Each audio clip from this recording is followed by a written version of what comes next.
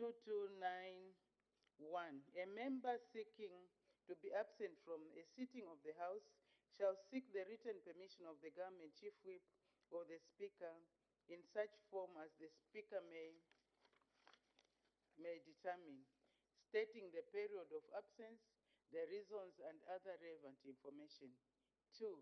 The Government Chief Whip shall keep custody of requests for permission and may not disclose the information to third parties without the written consent of the Speaker. End of quote.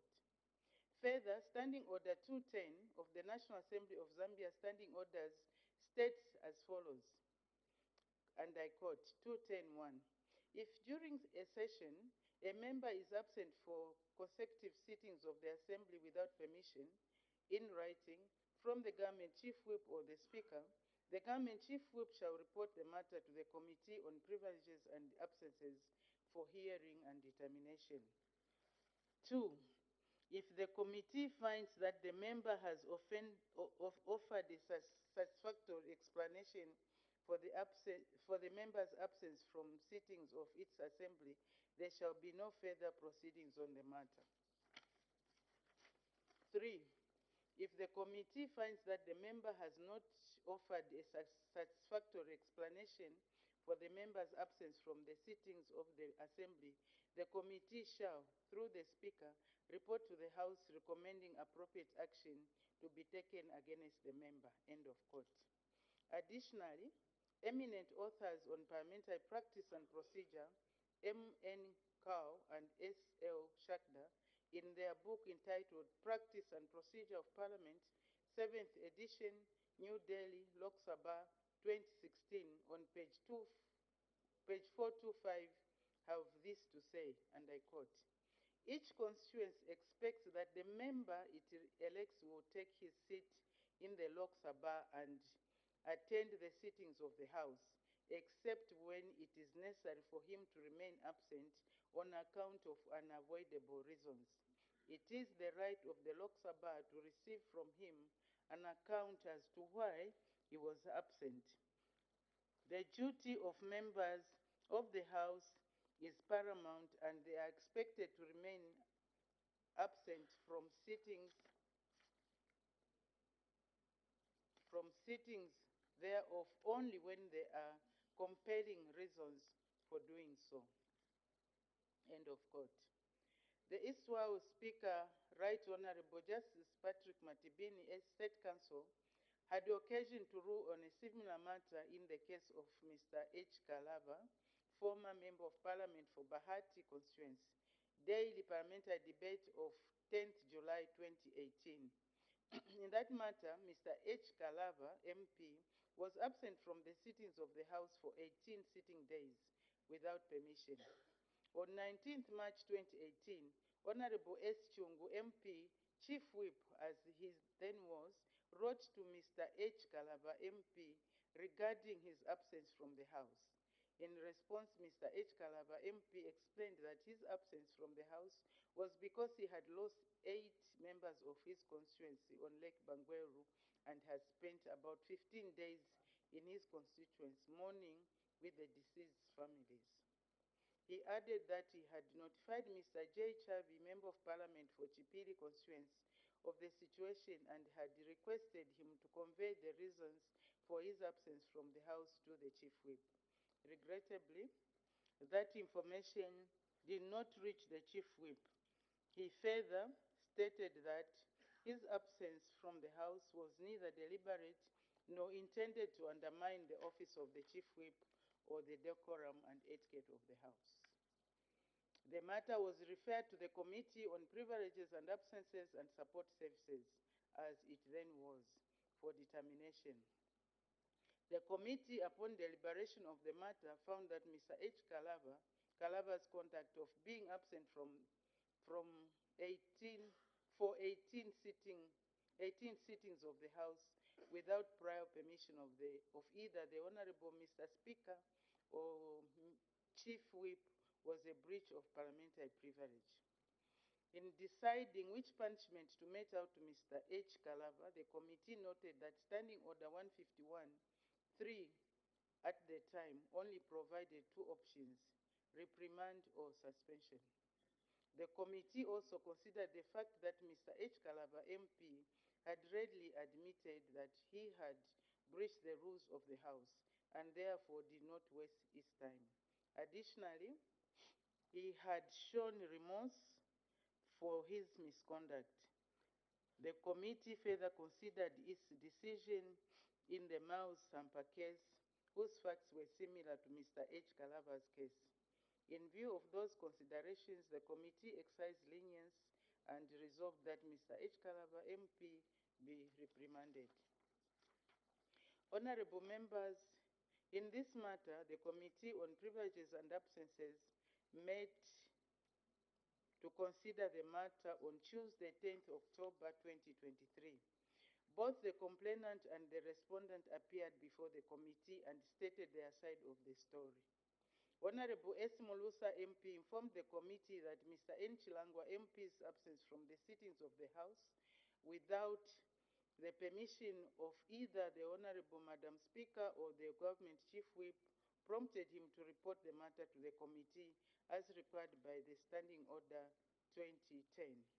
In response, Mr. N. Chilangwa MP admitted to having been absent from the sittings of the National Assembly without permission from either the Honorable Madam Speaker or the Government Chief Whip for a period of 7 days. He submitted that at the time of the complaint, he was in his constituency attending to urgent matters and some other personal issues. He added that these factors had made it impossible for him to attend sittings of the House and that his absence was due to circumstances beyond his control. Finally, Mr. N. Chilangwa MP apologized for his actions and implored the committee to exercise lenience when determining the matter. Honorable members, in considering the matter, the committee had regard to the letter of complaint, Mr. N. Chilangwa's MP's response, and the oral submissions by both parties. The committee found that Mr. N. Chilangwa MP had been absent from the sittings of the House for a total of 23 sitting days. He was further found guilty of breaching Standing Order 210 and 229 of the National Assembly of Zambia Standing Orders.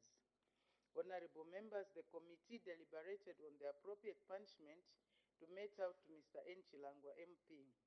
In its deliberations, the committee took into consideration the following issues. 1.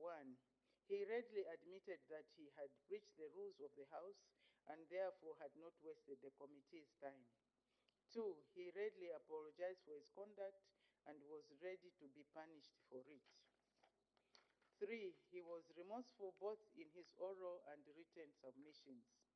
4. There were extenuating circumstances that surrounded his absenteeism from the House. 5. The matter was in the public domain and had attracted a lot of attention. 6.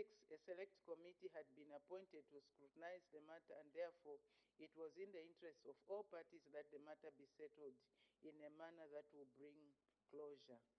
7. In the precedents relating to the absence of Mr. H. Kalaba and Mr. M. Sampa MP for 18 days and 22 days respectively, the two members of Parliament were reprimanded because at that time there were only two punishment options available. That was reprimand and suspension. In contrast, in the present matter, the committee had more punishment options available to it. Additionally, the circumstances surrounding the member's absence were beyond his control and warranted the lenience of the committee. The matter was therefore distinguishable from the Kalaba and Sampa cases. Honorable members, after the due consideration of the above factors, the committee exercised lenience and resolved to recommend that Mr. N. Chilangwa MP be admonished. I fully endorse the committee's recommendation. Therefore, in line with the recommendation of the Committee on Privileges and Absences, I now turn to address you, Mr. N. Chilangwa MP. Mr. N. Chilangwa MP, in order for you to effectively and efficiently perform your role as a member of parliament, you are required to be in the house at all times, except when permission is sought for you to be absent. According to the members' attendance record for the last meeting of the House, you were absent from the House for 23 sitting days. As a long-standing member of this House, you should know that absenteeism of a member from the House for such a prolonged period without permission of the Speaker or the government chief whip reflects adversely on the dignity and integrity of the House. Mr. N. Chilangwa, MP, your absenteeism for such a long period was a serious error of judgment on your part and amounted to an abandonment of your duties not only to this House, but also to the people of Kawambwa constituents whom you represent and to the nation at large. I therefore urge you to, in future, desist from such conduct. I trust that in future, you will endeavor to abide by the rules of this House and avoid the consequences of their breach. A repetition of such conduct will attract a steeper penalty. I now order you, Mr. N. Chilangwa, MP, to read your apology and therefore resume your seat. I thank you.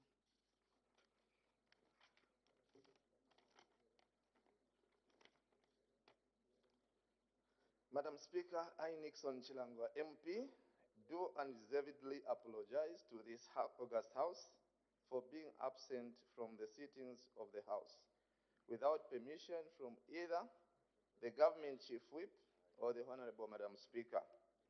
Madam, I have since reflected on my conduct, which amounts to a breach of parliamentary privilege and contempt of the House. I wish to assure you, Madam Speaker, and this August House, that from now on, I shall endeavor to ensure that I am in attendance of the sittings of the House or any other parliamentary business, or get the requisite permission if I am to be absent. Madam Speaker, I thank you.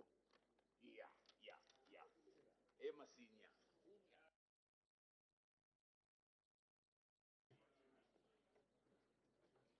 Thank you very much. Her Honor,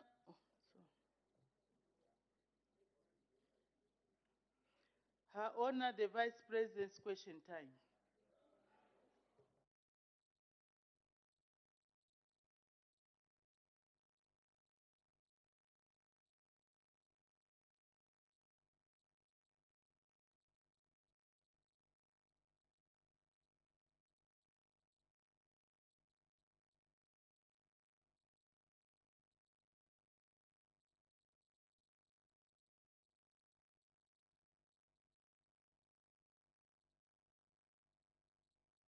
We start with the Honorable Member for Mwandi. Thank you so very much, Madam Speaker. Her Honor the Vice President, we have noted with concern continuous queries that come on the floor of the House in regards to the Constituency Development Fund utilization. While in other constituencies, for example, Mwandi, CDF is working very, very well, and it has really transformed the lives of the people there. In other constituencies, where other honorable members are, it remains a theory. What plans do government have to make sure that CDF is utilized across board? I submit. Her Honor, the Vice President.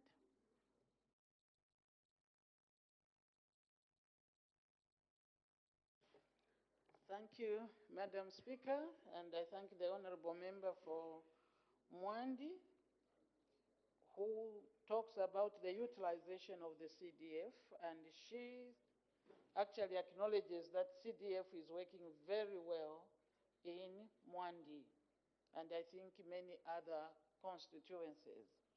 The concern that has been brought out is that it is not working very well in other constituencies. What is it that government should do? I think that is a very sad report that the constituents fund, which is available to every constituency, is not working very well in other constituencies. I think every member of parliament's concern is their constituents. And therefore, we should be able, members of parliament should be able to push to ensure that the CDF works well. This government will not withdraw the CDF as at now. As you saw last year, the Minister of Finance here said the money still remains available. And even this year, I think I've seen to that effect. But how long are we going to keep the money in the coffers of the constituencies without utilizing it? How long? I think it is important that we get the real issues. Yes, there may be procurement issues, but that government has tried to deal with that so that we don't allow CDF disbursement and projects to come all the way to the minister. I think that has been brought down to the province. And what we expect is let this money work. I can't tell you any other idea because indeed there are many needs. We don't want to see money in different accounts of the constituencies or indeed even at local government without achieving the intended purpose. At the end of the day, Honorable, if you fail or people don't elect you back, when you have access and they look to you to see that there is development and you are failing, it will be only you to blame. But government will continue for now and for this year that the money allocated is given. The purpose is to have equity. Proceed, the Honorable Leader of Opposition.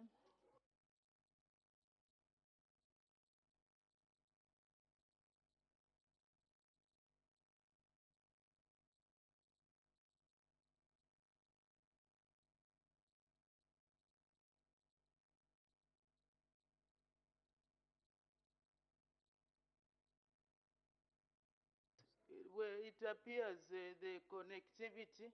So instead, the Honorable Member for Matero.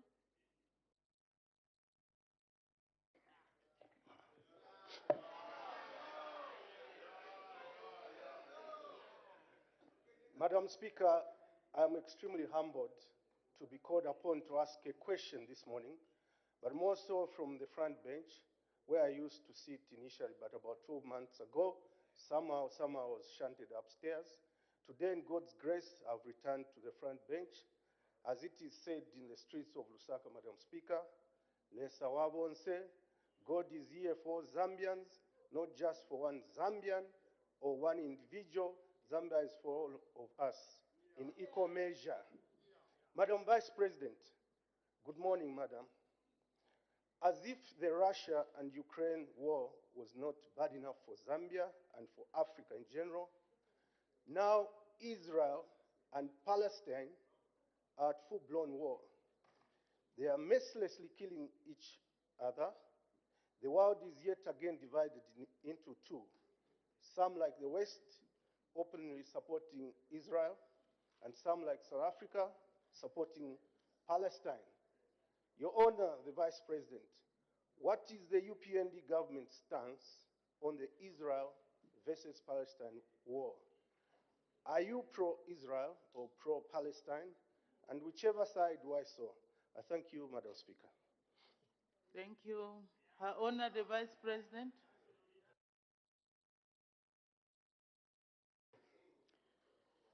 Thank you very much. To the Honorable Member, and good morning, Honorable Member for Matero, and good morning, thank you, Madam Speaker. What is, after the preamble to the question, I think the question that I get is, what is UPND government's stance on the war between Israel and Gaza? The position of this government does not change, Madam. The position of this government is that we are against the war. We are against the war. We don't have to take sides. All we want is peace and security for Mother Earth for us to survive. Because for us to make a decision against Israel or against Palestine, we need to go into so much detail. But whatever it is, we believe that resolutions can be found with amicable settlement of matters. And therefore, we are against the war. That is the position of this government. Thank you, Madam. Thank you. The Honorable Member for Nalolo. Thank you very much, Madam Speaker. Your Honor, the Vice President, a few weeks ago, we were taken aback with the IBA, which regulates the media, writing to Hot FM, suggesting that they must regulate what callers or interviewers say. Your Honor, the Vice President, part of your campaign promise was to enact the Freedom of Information Bill. It has been 2 years now.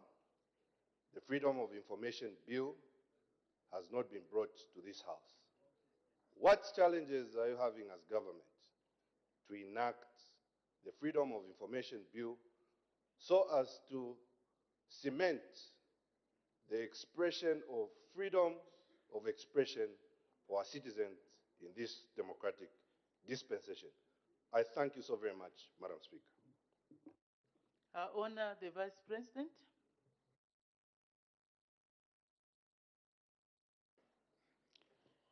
Thank you, Madam Speaker. I'd like to thank the Honorable Member for Nalolo.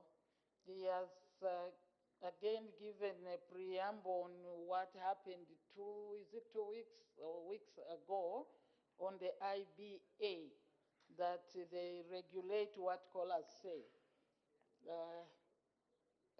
I think what people say is regulated by other pieces of legislation, if it is hate speech or what.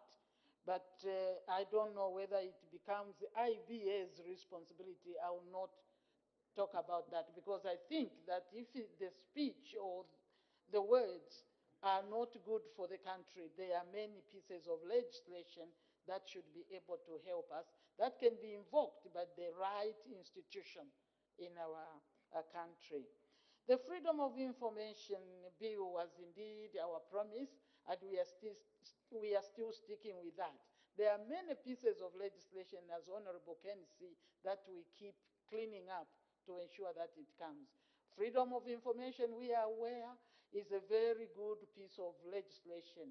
Although anybody who has been in government will tell you it can be a double-edged sword.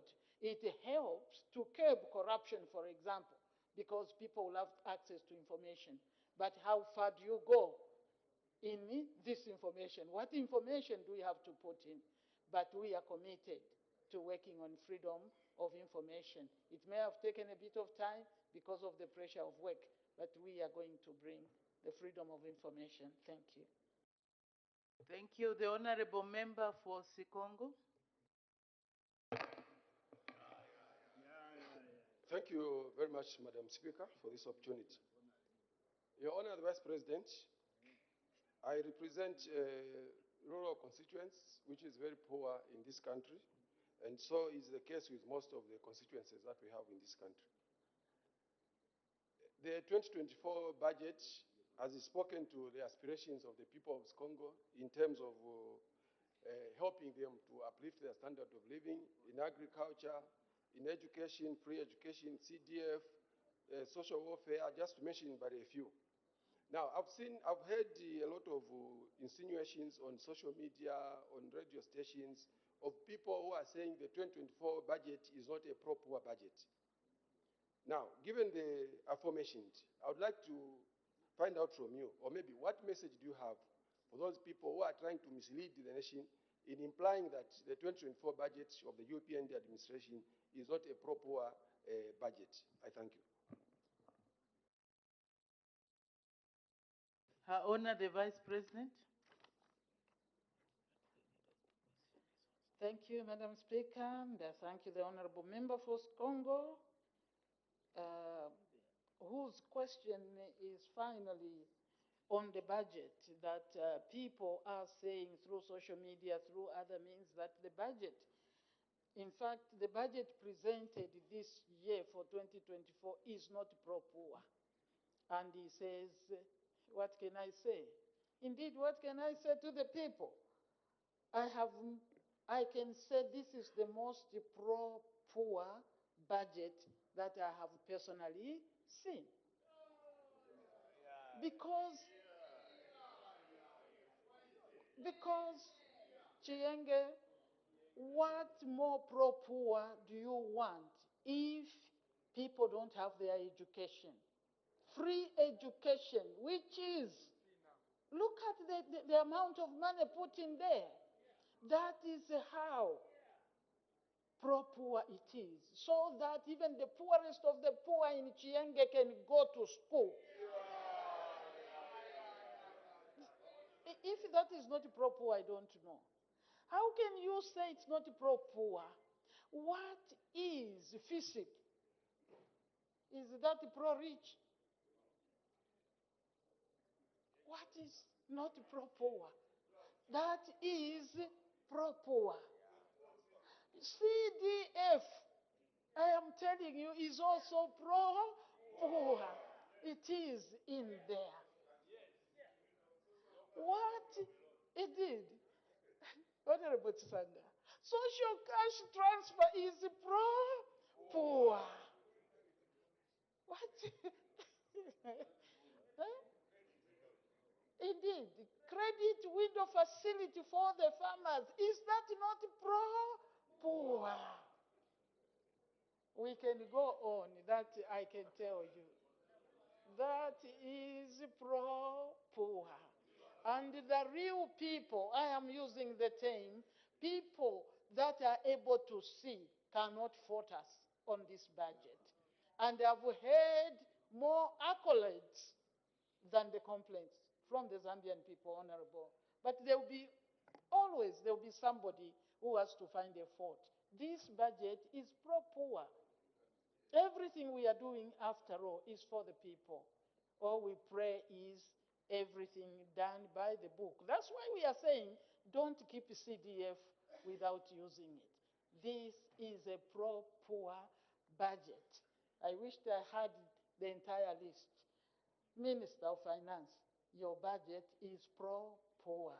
And there are more poor people in our country, and that shows that you have catered for the poor, to lift them out of their poverty and grow the economy. That is growing the economy, Minister, is also pro-poor. Thank you, Madam. Thank you very much. We will attempt again. The leader of opposition, please, can you unmute yourself? Thank you very much, Madam Speaker. Am I audible now? Yes, you can proceed. Thank you very much, Madam Speaker, for the opportunity. First and foremost, I would like to congratulate the new PF President, Mr. Miles Waliasampa, for the resounding victory in our party.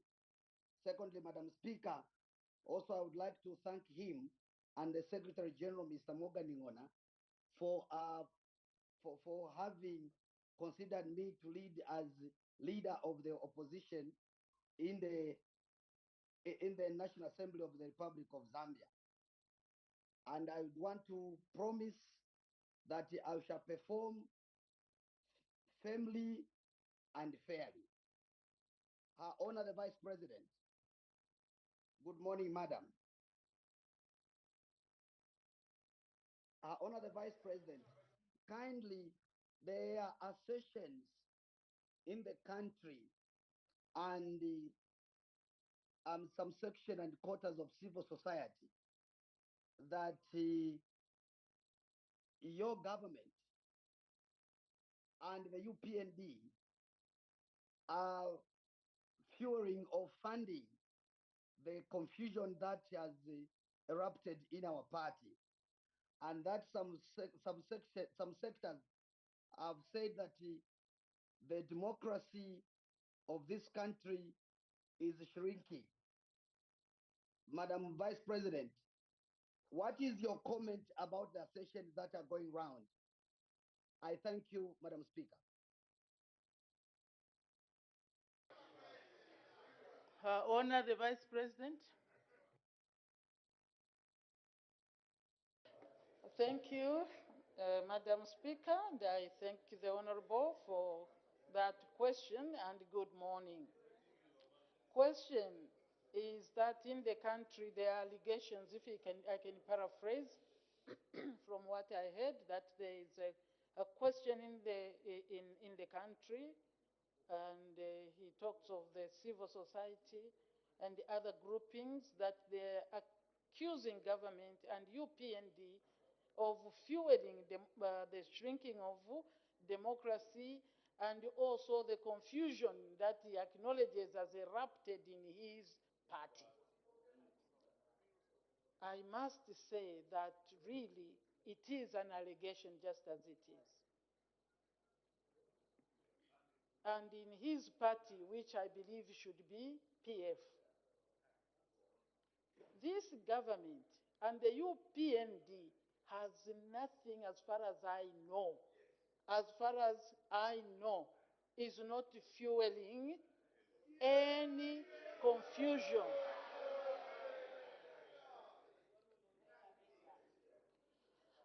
I'll be as straight as I can.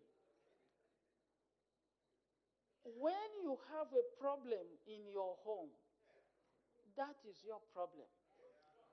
If anybody comes to interfere, it shows there is a crack in your own home. This is the issue. Why should a united family start accusing another family to bring confusion? Colleagues, this is very important. What I'm saying is important. The PF must take care of their own household. Instead of pushing it to the UPND and government. This is the truth. Get strong and be united. This is...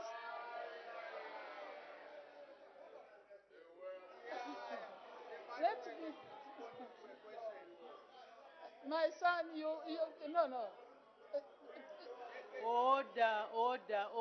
Please listen to me. Order. No. Order. Please, can we have order? I am speaking what I know. Order. And Honorable Speaker, Kampiongo, please, can you take your your seat? Honorable member for Shiwangandu, take your seat, otherwise I'm going to name you. First of all, you are not in your designated place, and you are standing. That is disorderly conduct. Can you have order? Yes. Huh?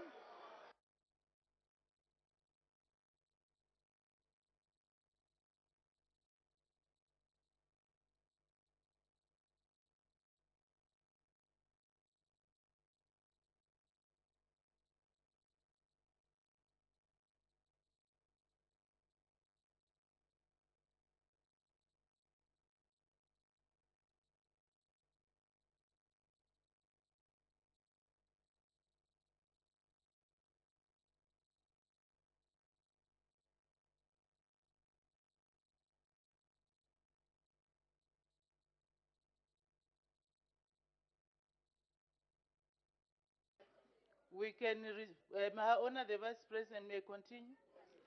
Thank you, Madam. I will still continue to say what I know, because if there is a hand, I'm not aware of that hand, and therefore I will not say what other people know. I am saying what I know. And I am giving counsel to those that may want to push to this government, or indeed to UPND. If issues erupt here,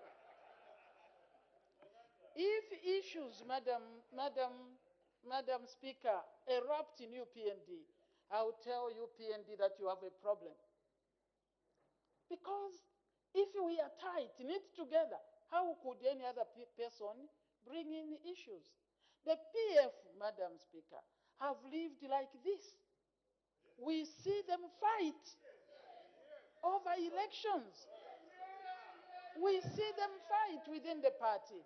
That is not the UPND that has done that. And if anybody, any one individual from UPND has managed to do something, that is an individual. And if they have managed to do that, Madam Speaker, it means, like I said, they are not united themselves. You can't blame an outsider for a problem that is inside. Let PF colleagues handle the differences themselves. That is what we are looking to, because we want a strong democracy. We like strong opposition. So it is not in our interests to destroy PF. Let them work together. That is my advice to them. Blaming UPND or government will not do. The issue is among themselves. Let them resolve. Thank you. Thank you. The Honorable Member from Pongwe. Thank you so much, Madam Speaker. Your Honor, the Vice President, Mpongwe District was created in 1997. Thank you, Madam Speaker, and I thank the Honorable Member from Pongwe. The question is truly very specific, but I'll give a general answer to the specific question that indeed any government would want fire tenders everywhere, depending on the resources availability. But as at now, to answer about Mpongwe, I think I would need the Ministry of Local Government to know exactly what their plans are. I can't tell whether it's on their plans to buy from Pongwe or indeed for all those that don't have. But in the general terms, government would want to do that. But is it on our program? I can't tell you that. Thank you. Thank you. The Honorable Member for Nyimba. Thank you, Madam Speaker. Through you, Madam Vice President, good morning. 2 years ago, should I say in 2021, when you formed government, the first question I asked for Nyimba, Madam Speaker, to government was, when are you going to complete Nyimba District Hospital? Because this is a district without a hospital, Madam Vice President. The same contractor was constructing Chipata District Hospital and the Nyimba District Hospital at the same time. Chipata District Hospital is done, it's up and running. Nyimba District Hospital, there's no contractor. Government does not owe the contractor any way. Government has paid the contractor. Now, to complete the remaining works on the hospital, it has taken now 2 years. If we go to archives in our Parliamentary, the minister promised to finish the hospital by June 2022. Now we are going to 2024. My question, Madam Vice President, what is it that we have done as people of Nyimba that nothing seems to move for Nyimba? Thank you. Her Honor, the Vice President. Thank you. After the long preamble, the question is, what have the people of Nyimba done to deserve the failure, isn't it, to complete the hospital? No, I am not aware of anything wrong that the people of Nyimba have done. They deserve the hospital just like any other Zambian. But as to why this has not been done, again, I'll say, Madam, it's so specific that I can't give a ministerial position on a project. I think it becomes difficult. We have to, you and me, consult the Ministry of Health to know what is going on. If a hospital, was already on construction, what has happened and what is the plan for it? I can't give you a reason why it is not complete. Thank you. Thank you. The Honorable Member for Luena. Thank you very much, Madam Speaker, for the opportunity. I honor the Vice President. The last 1 week saw the nation having 2 days of national mourning that came within a very, very short space of each other. And our current definition or character of national mourning is that it has got far-reaching consequences. And therefore, a number of institutions and individuals that have been affected requested me to put this question to you, Madam Vice President. Is the government going to consider developing a funeral policy so that there can be categorization and the extent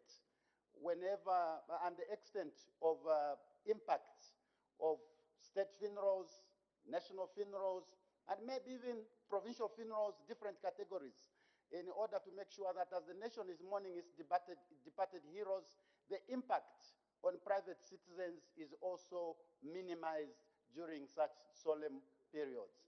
I thank you, Madam Speaker. Her Honor the Vice President.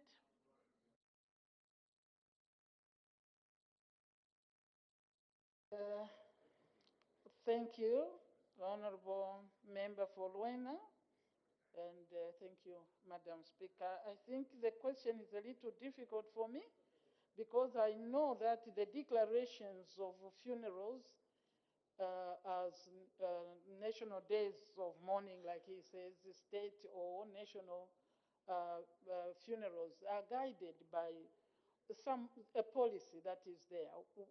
Basically, the nation knows who gets what. Like I know that there are those, depending on the kind of contribution they did, they may get a national funeral or indeed a state funeral. But it is something I haven't paid too much attention to read and understand, and whether we need to move a different way by creating another policy, I will follow it up. Thank you. Thank you. The Honorable Member for Chiengi. Thank you, Madam Speaker.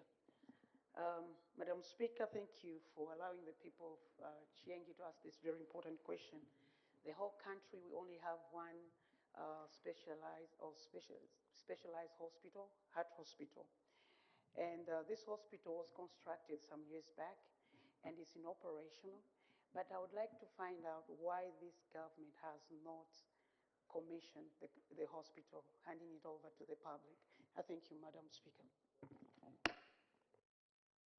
Her Honor the Vice President.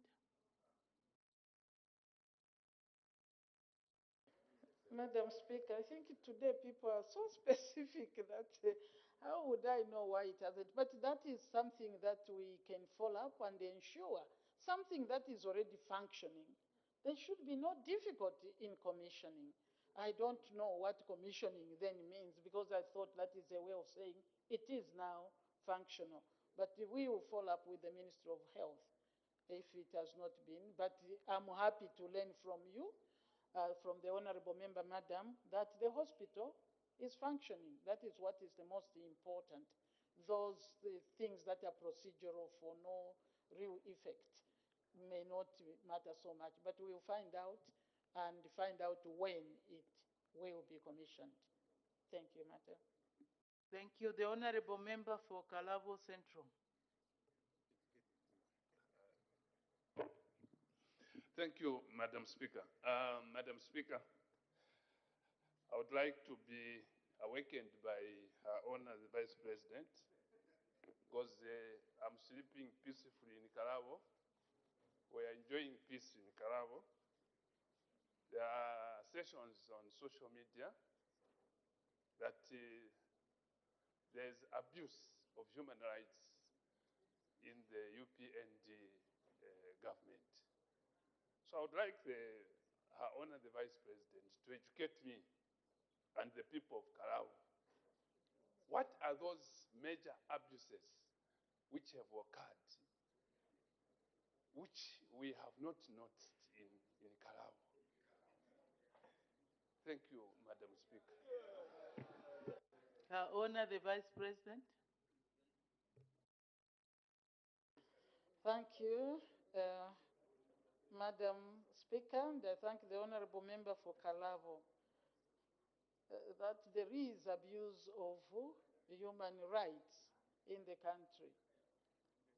I think if there was general abuse, there would be a complaint against the state and their institutions, madam, that such abuses would be reported to. But I am not aware of those abuses. Maybe they are lying with the human rights, or maybe they are lying with the Africa Union under the Commission, the Human and People's Rights. I don't know, but we are not aware. I'm not aware sitting here of the abuses. So I think that generally in the country we are enjoying our human rights as protected under the Constitution. We have our rights and we will continue to enjoy them, whether they are fundamental or just human rights. We have all of us. We are protected. Our lives are protected. We have the freedom of expression. You can see here, we can shout. We have freedom of movement. We can go anywhere. So I don't know which particular human rights are alleged to be violated or abused. I think in Zambia we are enjoying our human rights. Anybody with a complaint, they should know where to take it. Thank you. Thank you. The Honorable Member for Ron. Thank you very much, Madam Speaker. Your Honor, the Vice President, good morning and greetings.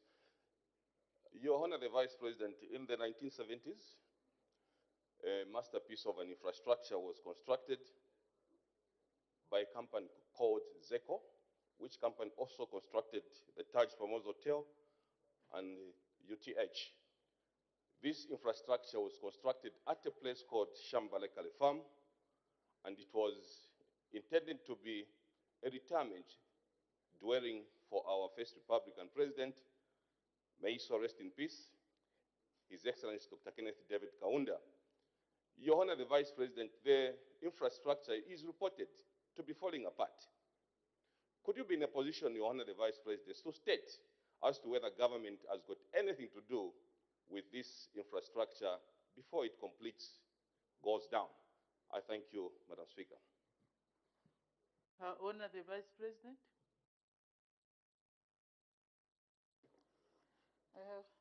Thank you very much that you have talked of ZECO being a company that constructed the infrastructure that includes UTH. Now you are talking about Shambalakale. I believe that Shambalakale was personal property of the Kaundas. It was not state. It was that if this was for his retirement, there would have been no retirement house here where he passed on. So this is a private property. I think we can find out from the family. This is a family property. Shambalakale was a house, and there were other houses for other members of the family, the Kaunda family, the sisters, they all lived there. And because I had the opportunity to be there. So we may not, as government, unless they decide for some reason to go there, it's private property. Thank you. Thank you. The Honorable Member for Kwacha. I appreciate, Madam Speaker, your kind gesture to allow me to ask Her Honor, the Vice President, a question. Your Honor, the Vice President, the Zambia police in my constituency is facing a critical or crisis in terms of transport. The situation has reached a stage where the Zambia police cannot respond to emergencies, posing a threat to security of the people, properties, and everything. We continue hearing that CDF money was used to procure these Zambia police vehicles. May I know, Your Honor, the Vice President, as to when exactly these vehicles will be released to the communities to serve the Zambia police in my constituency? I thank you, Your Honor. Thank you. Her Honor, the Vice President.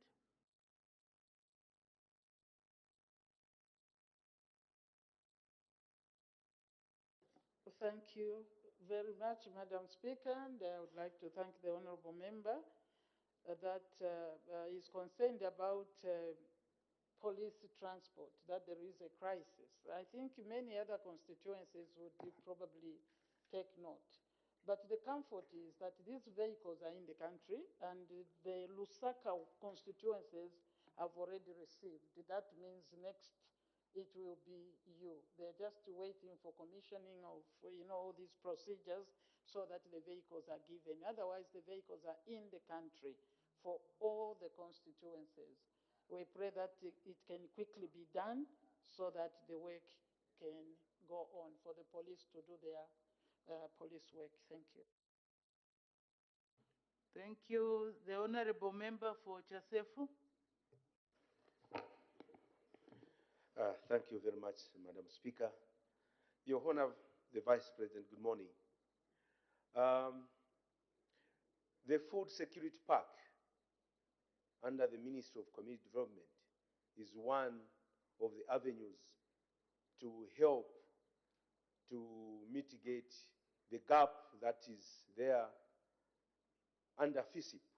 And Chasefu being a farming area, we depend on farming inputs. Now, the Food Security Park is one of the issues that is not well administered. In terms of identification of the eligible beneficiaries, year in, year out, we see the eligible beneficiaries being sidelined and this facility being given to people who are not eligible. And this is contributing to the challenges of food security because some of the fertilizer is being sold by those who get it instead of the people who are eligible. What is the government doing, Madam Vice President, to ensure that before distribution, there is verification and confirmation as to the people who are supposed to benefit from this food security pack instead of it going to people who are not supposed to benefit, especially our people, the aged and people living with disability. They're being left out and it is going to the people who are not eligible. Right now it is happening. How are we ensuring as a government that this fertilizer goes to the eligible beneficiaries? Thank you, Madam Vice President. Honor the Vice President. Thank you, Madam Speaker. Good morning, Chasefu. The issue of food security pack that is given under the Ministry of Community Development, and the Honorable appreciates the fact that it mitigates, so it should mitigate particularly for those that are vulnerable, the old, the disabled. But it takes note that it is not well administered. What is government doing to ensure verification? I think that should not be a question. That should be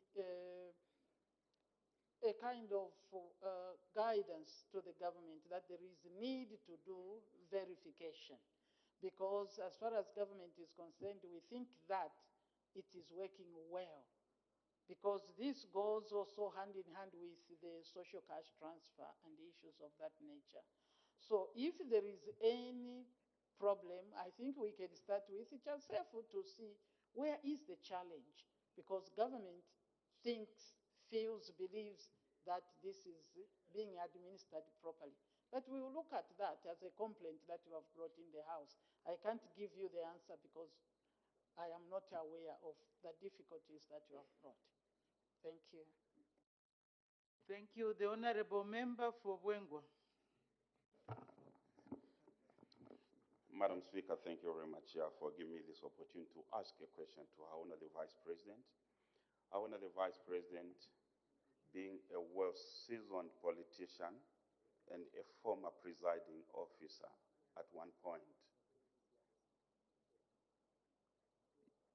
I just want you to comment on deteriorating a behavior in this house.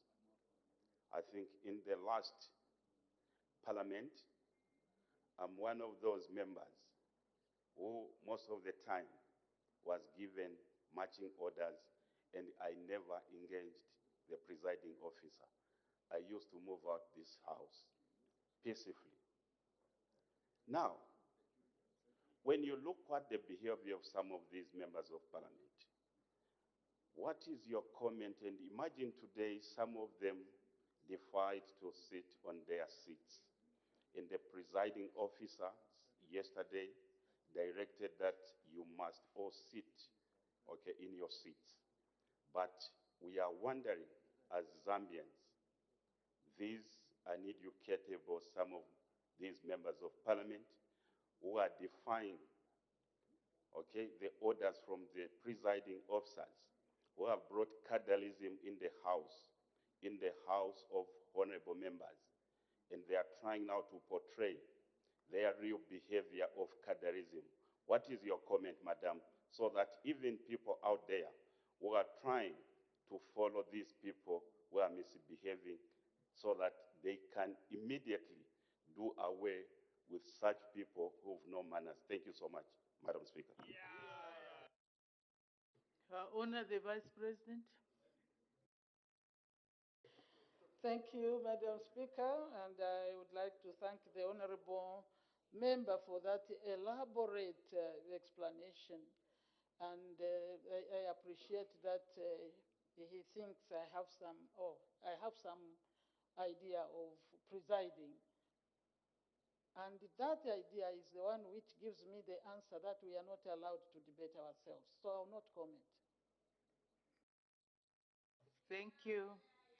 The Honorable Member for Solwezi East.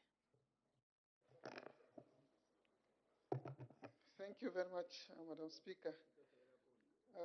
Your Honor, the Vice President, there have been articles circulating in different media platforms and WhatsApp forum where one rebel leader in Rwanda was arrested in the Comoros for various charges, including terrorism, kidnapping, murder, genocide denial, armed robbery, arson, forgery, and causing bodily harm, among others.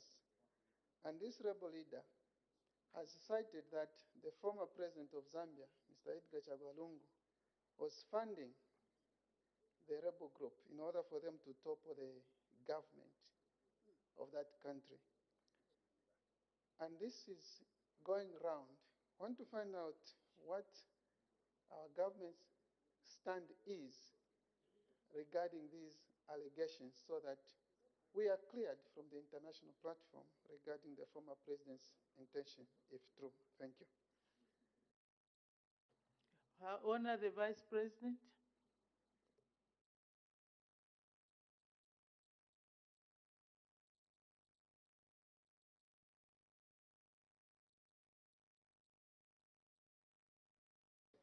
Thank you very much. A very serious concern raised, Madam Speaker, by the Honorable Member. Almost similar to what was raised about Ukraine. What we need here is to verify, because he has talked of social media circulating. It becomes difficult for government to respond to social media. What we'll do is to verify, because all we need is not rebels. What we need is peace in our country, peace in our region, peace for the continent. So we may not respond to this, but definitely we take interest in trying to find out what are the facts in the matter, or is it just another social media hoax? We will verify, Madam. Thank you. Thank you very much. That concludes that segment. We make progress. Notes of motion, the Honorable Member for Lukulu East.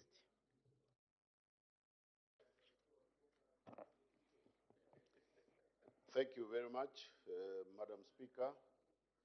I beg to move that this House adopts a report of the Zambian delegation that went to Accra, Ghana to attend the Commonwealth Parliamentary Conference that was held from the 30th of September to the 6th of October, which report was laid on the floor, on the table of this House on the 26th of October. Thank you. Is the motion seconded? Yes, Madam Speaker.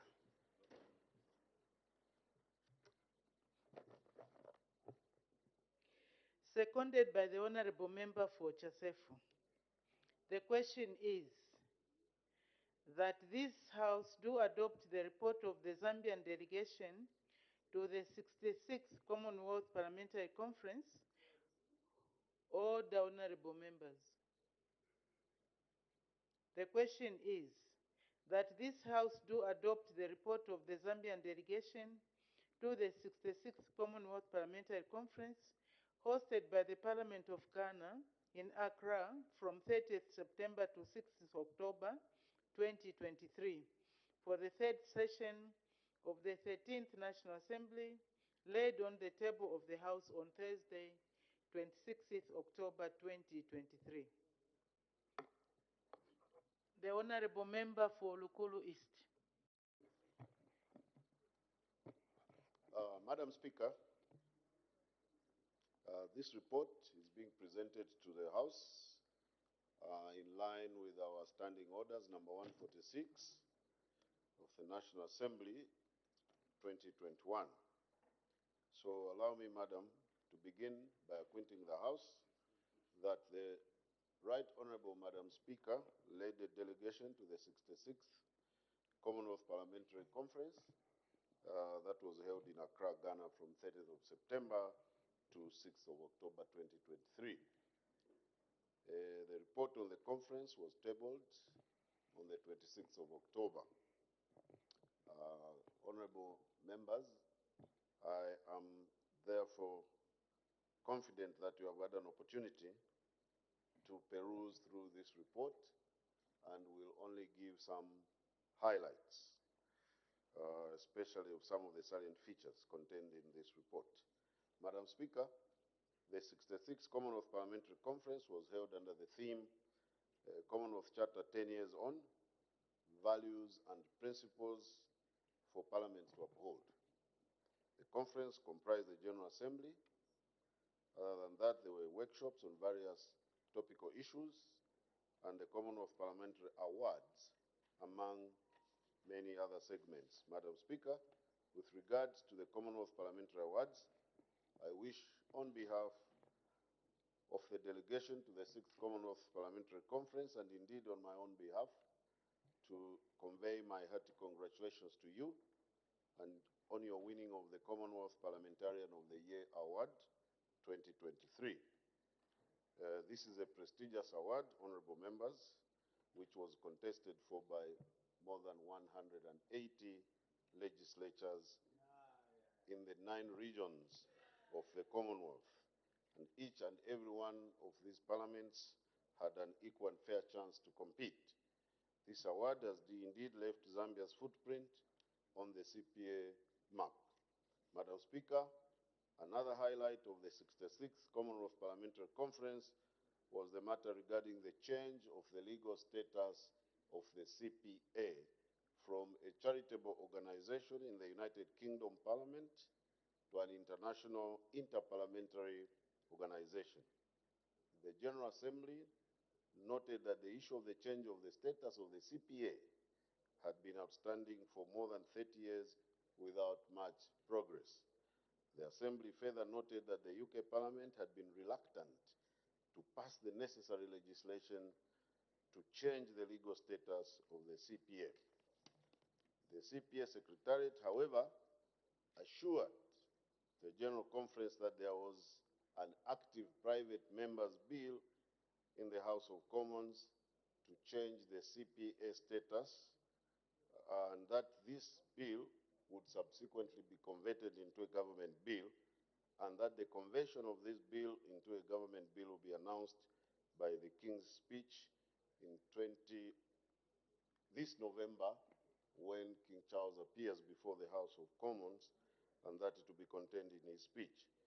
Madam Speaker, we have since also, for additional information, conveyed to our colleagues in Kenya to whisper to King Charles, because we note that he's visiting Kenya at the moment, to bring this matter to his attention so that the CPA can then be transformed into an interparliamentary and international organization. Madam Speaker, after a protracted debate, the General Assembly resolved to form an interim executive board to oversee this transition to a new non-charitable organization, and welcomed and supported the renewed efforts to persuade the UK government to agree to legislate and recognize the CPA as an international interparliamentary organization. Madam Speaker, another pertinent issue that I wish to highlight is that of gender quotas, which was discussed in one of the workshops at the conference. The workshop noted that most countries that have attained gender parity in their parliaments and other decision-making positions had implemented gender quotas. At the conclusion of the workshop, the delegates unanimously endorsed the recommendation that parliaments of the Commonwealth with less than 30% of women members should implement a percentage gender quota through legislative means or via political party candidate selections.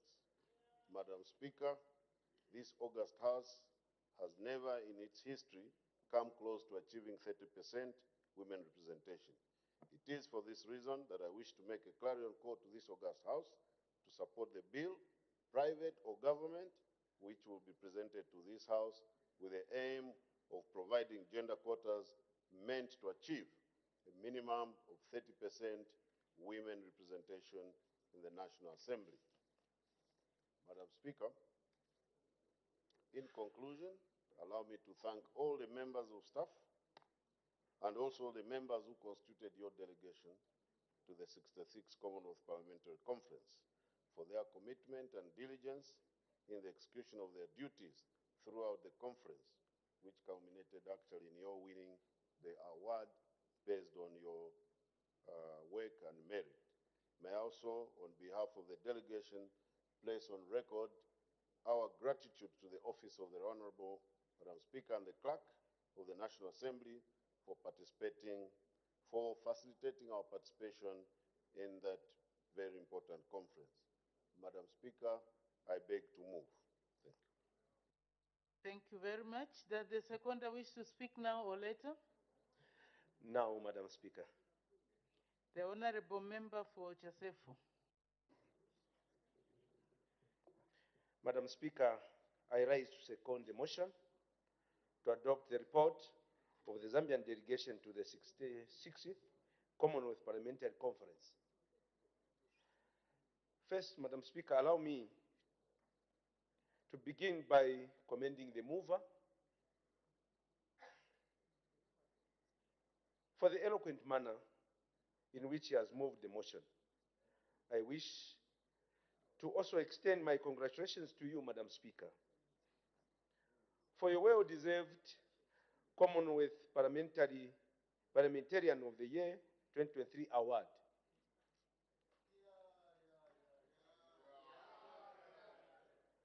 Indeed, I want to thank you for bringing the Commonwealth spotlight on Zambia, Madam Speaker, and on women parliamentarians. I would like to add my voice to the issue of women representation in Parliament, Madam Speaker. Research has shown that without constitutional reforms aimed at achieving gender parity in decision-making positions, most countries will not achieve gender parity before the year 2063. This means that parliaments like ours, with very low levels of women representation, we will not achieve gender parity by the projected year. Madam Speaker, we heard from the parliaments that have attained gender parity, such as Rwanda and South Africa. On of how the political will was very strong and how the heads of state gave a lot of support to the process of attaining gender parity in Parliament and the public service.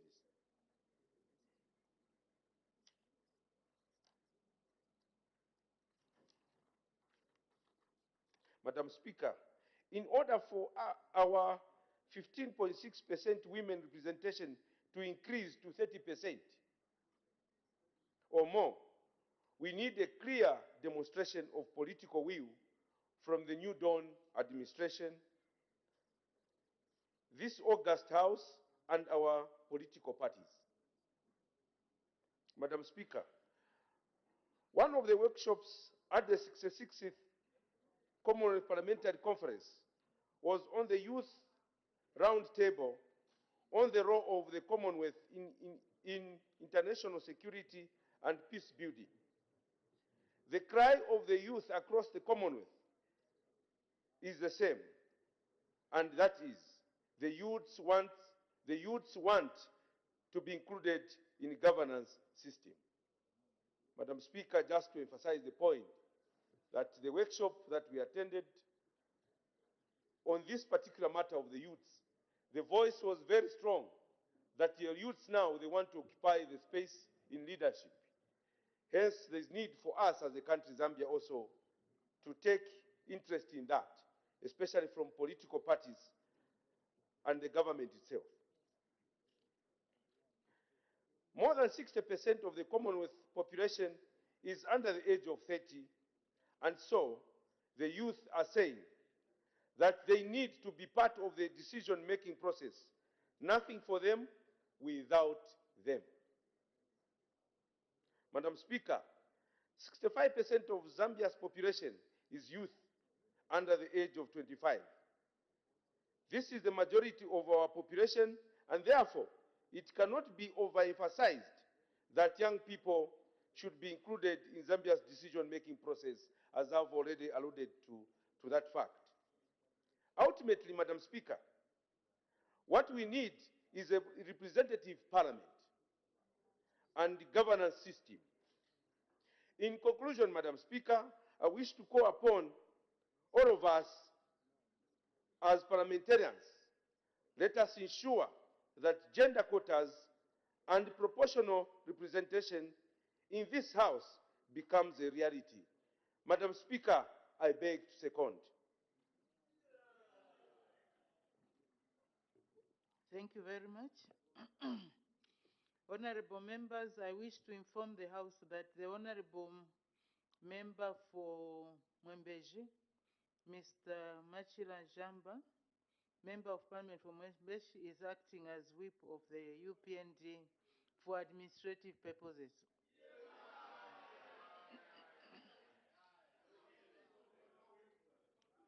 Any further debate? The Honorable Member for Mwandi, maybe if we can,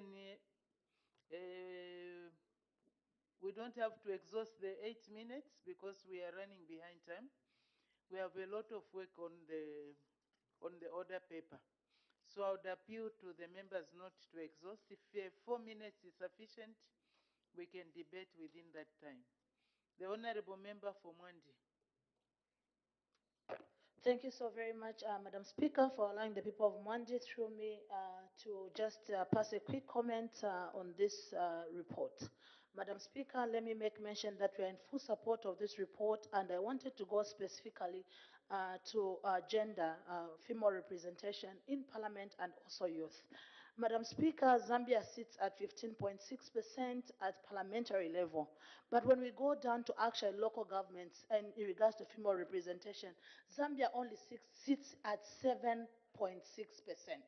So a lot has to be done in making sure that female the voice of females ahead. When you look at the voters in Zambia, females or the female gender comprises more than half of the voters. The youth actually, I remember so very well when the New Dawn came into power, they were saying the ones that drove the change were the youths. But as you can see, the number of women and youth representation in Parliament is dwindling. In 2026, Madam Speaker, in 2016, leading to 2021 elections, we as the Zambian parliament has lost 2% of female representation. That can look like a very, very small number, but in actual sense, that is very, very big looking at where we stand. Madam Speaker, the only way that we can improve the female representation is to realize that this is not a female matter, but actually a national matter. The dwindling number of female representation in our country is very, very worrying, and we have to look not only at Parliament, but also at every level of representation. For us in Parliament, the quota system is the only way that we can make sure that we have the numbers. We are looking at 30%, but look at other countries that are younger than Zambia. They have 50% representation of females. Madam Speaker, let me also speak in regards to youths. The youth representation is also dwindling. Madam Speaker, the youth representation at Commonwealth level, I think, was raised to 45 from 35% because of the crisis that we are in. Even when it was raised to 45 of age, Madam Speaker, I think in this parliament, we still only have less than 10 that are below the age of 45. That shows clearly that even the youth participation is really dwindling. But when it comes to voters, Zambia has a youthful age. Zambia is a youthful country. Most of the voters that we have are also youths. So we need legislation that is going to make sure that it supports youths and women. And like I've said, this also, the government needs to put it at heart and realize that it's not a gender matter, but a national matter. When you bring a woman to a table, Madam Speaker, a lot changes. I always give an example. Madam Speaker, even in a home when there's no woman, that home is different when a woman is there. Madam Speaker, we need a women to the table to make sure that this country can run.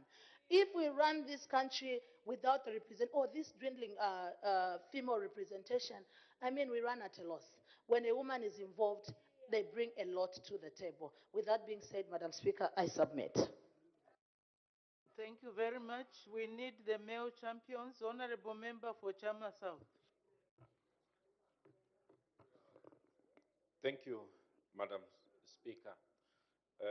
In my contribution to this report, Madam Speaker, there is a concern that a female representation, especially 30% requirement as inscribed in the Commonwealth. Clearly, as Zambian Parliament, we are far from attaining that. Madam Speaker, why are we far from attaining the 30% requirement?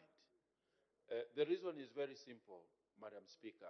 The political landscape in our country makes it very difficult for women to participate in politics.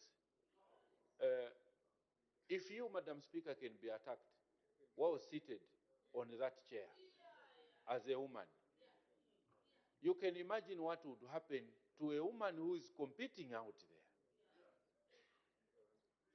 This is the reason why, Madam Speaker, we should call for sanity in our political arena.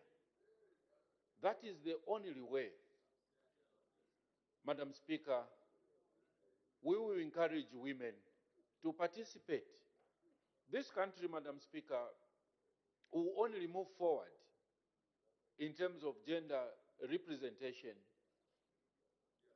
if as a people we agree that only meritocracy, integrity, past record of individuals should be taken into account if one is to participate in politics.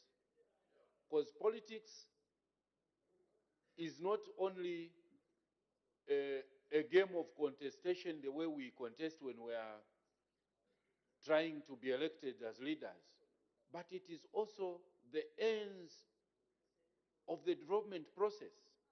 It is us politicians who shape the economic, social systems of our country. So, Madam Speaker, for me, I'll be suggesting that as a country we need to sit down, if possible, make laws that makes it difficult, laws that will actually bar people who are not supposed to be in leadership. It's as simple as that. We are the only country, probably in sub-Saharan Africa, if not, I know this is happening everywhere else. No wonder we are finding it difficult to have both youth and women representation. The reason is very simple. If you have money, people will not ask how you even acquired that money. You throw the money around, you find yourself in parliament. Do women have that ability to involve themselves in wrongdoing? The answer is no. But out there, we have women that are capable of representing their people better than we do as men. This is a fact. And this drive will not be easy, Madam Speaker, if we are to achieve sanity and leadership that takes the interest of the nation. There will be resistance, but as Zambians, we should be determined. At times, we need to pay blind eye to certain things. All societies have evolved through such actions. If you want to change a community that is accustomed to doing things the wrong way, it will not be easy. And as politicians, we are so accustomed to physicality, fighting one another, insulting one another. In other countries, once they analyze you to be abusive, you can't, even all developed countries actually, you can't even come closer to leadership. But in this country, at times we praise women abusers. People are making it difficult for even youth to access leadership positions. They are the ones that we praise. So we have to decide as a nation to say, if we want to shape this country to a country that we desire, if anything, women are in majority, Madam Speaker. If you as women agree today that you only vote for women, no man can be a president of this country. All politicians can agree, those who are quiet, Madam Speaker, that when we go into our constituencies, we look after women than men. You are also reliable. So we should be able to start making laws. I can assure the mover of the motion that any piece of legislation that will come to the House to do, if it means creating safe seats for women, we are ready to support. Us here in the opposition, we should be able to agree that any political party that is participating in a general election should reserve 30% or a certain percentage of seats for women. Safer seats. Only the women should compete in those constituencies. Madam Speaker, since my Minister for Eastern Province is just commenting, let me end here. I support the report. So I was right when I said male champions. These are the ones. Thank you very much. The Honorable Member for Nalolo. Thank you very much, Madam Speaker. First of all, I think this report is very important, and it would actually give us an opportunity to congratulate you once again on that award. Madam Speaker, one of the saddest stories of the narrative of Zambian politics is the exclusion of women and youth in decision-making. When they constitute the majority of electorates, I'll give you an example, Madam Speaker, and I want to put it on record that there has been no political will to improve the situation. This report joins many other reports that have been given. I'll give you an example. The Gender Equity and Equality Act of 2015 was passed 8 years ago, but a commencement order to operationalize that act has not been passed. An act is passed to support participation of other gender, 2015. Today we're in 2023, the act is still shelved. And Madam Speaker, When you look at the exclusion of women, the only solution, Madam Speaker, that is tangible is constitutional amendments to introduce proportional representation. Without this, then we will be just being rhetorical about this. We cannot have below 15% representation of women. And, Madam Speaker, a lot of challenges that have been well buttressed by the Honorable Member for Chama South that present women are there. When it comes to youth, Madam Speaker, the issue of the youth is a very sad story in this country. Just an example in this parliament, Madam Speaker, in 2026, as this session ends, I will be the only one who will be still a youth. The rest would have graduated, and the constitutional definition of the youth is below 35. We understand there's an IPU below 45, but what we're saying is that the report is saying 60, we're saying that 60, those below 25 constitute 65% of the population. And what should have been said in that report, that 70% of the Zambian population is below 35.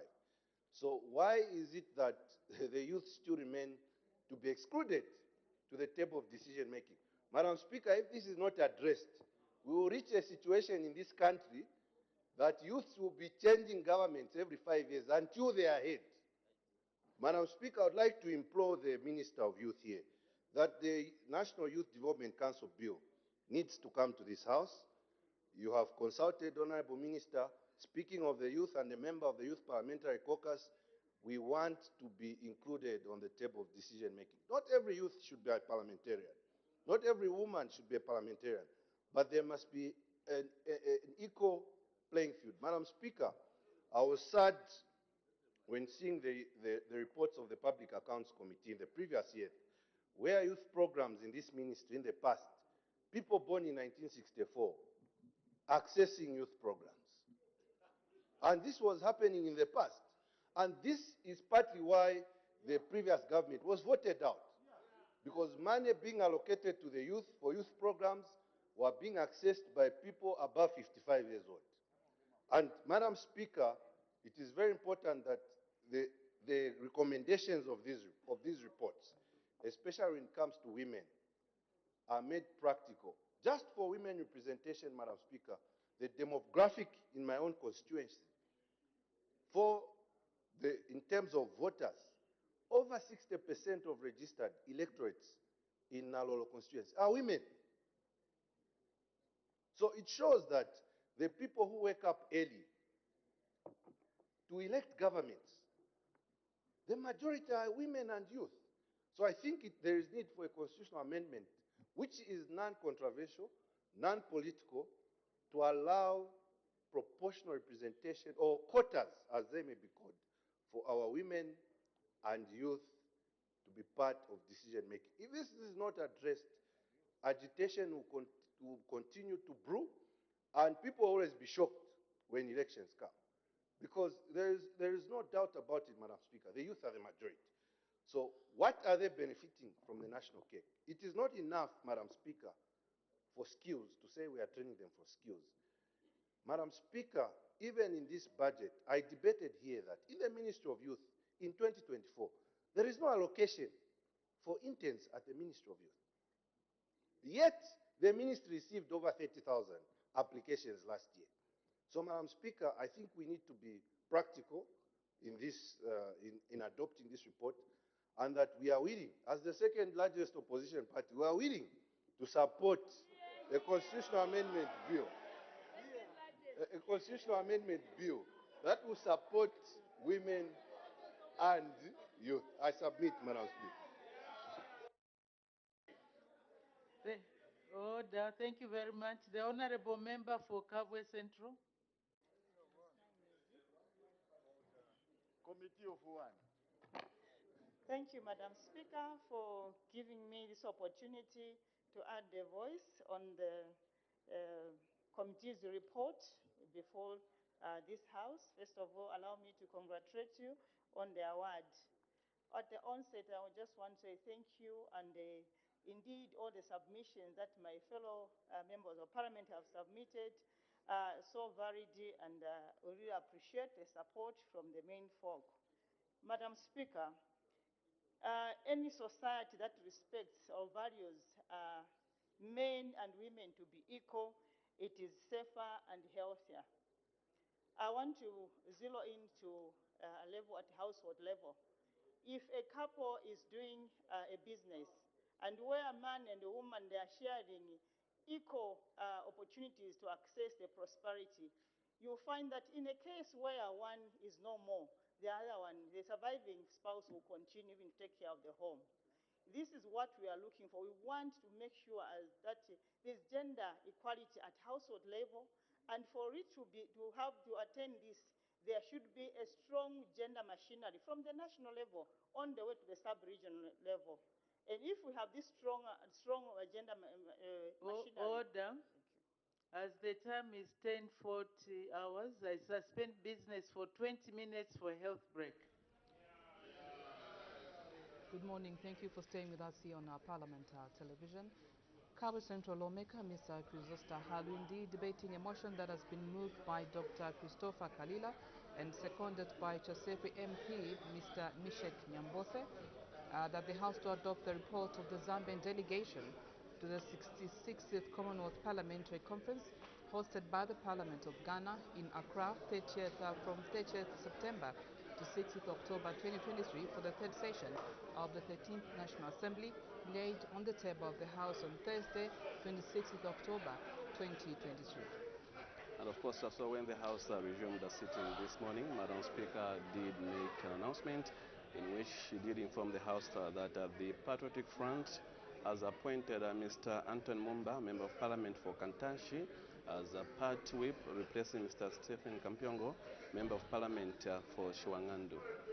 And we did have a ruling that was delivered by Madam Speaker on a complaint by Honorable S. Mulusa, Member of Parliament, Government Chief Whip, against Mr. N. Chilangwa, Member of Parliament for Kawamba constituency, for his unexplained absence from the sittings of the House since Tuesday, 6 June 2023. Details of that will come a little later. Just now we'll take a break.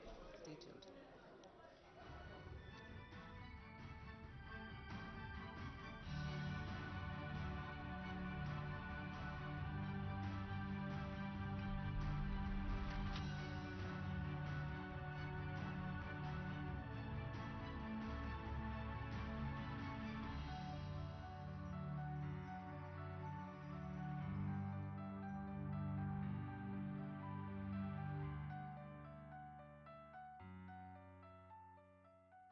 Yeah, thank you very much. My name is Newton Samakai. I'm 61 years old, and I come from Mlunga, as you know.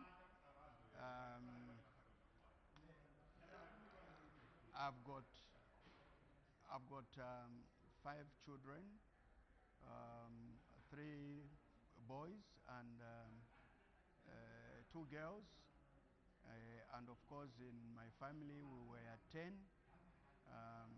6 have since died, and we are only 4 remaining. And I went to Kanyama Primary School in the Munirunga district. That's where I did my primary school, and from there I went to Sorezi Secondary School, where I did my high school. After that, I went to National Institute of Public Administration, where I did my diploma in accountancy. Thereafter, I did my postgraduate and MBA in finance at Birmingham University. And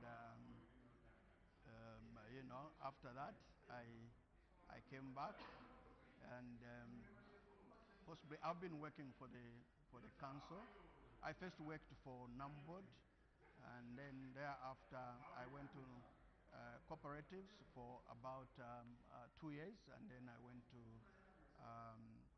local authorities, starting with Kitwe City Council, then I went to Chipata Municipal Council, and then from there I came to Lusaka City Council. After that I joined the Ministry of Local Government and Housing those days. Thereafter I'm a member of Parliament and happily serving my people, the people of Mwinlunga constituency.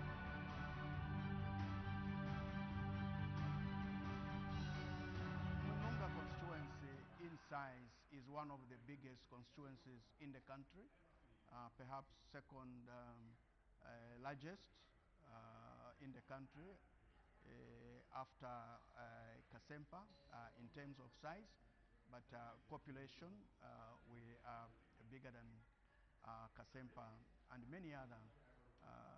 But I think people have gravitated to growing maize, and mostly is as a business. They grow maize for sale, and also other cash crops like beans. We grow a lot of beans. Actually, the beans you call in Lusaka Sorezi beans, most of it comes from Mwinlunga. We also keep cattle. We are cattle farmers at a small scale. Of course, we cannot compare to our colleagues in Southern Province or Eastern and Western Province. But we have a sizable population of cattle in Mwinlunga.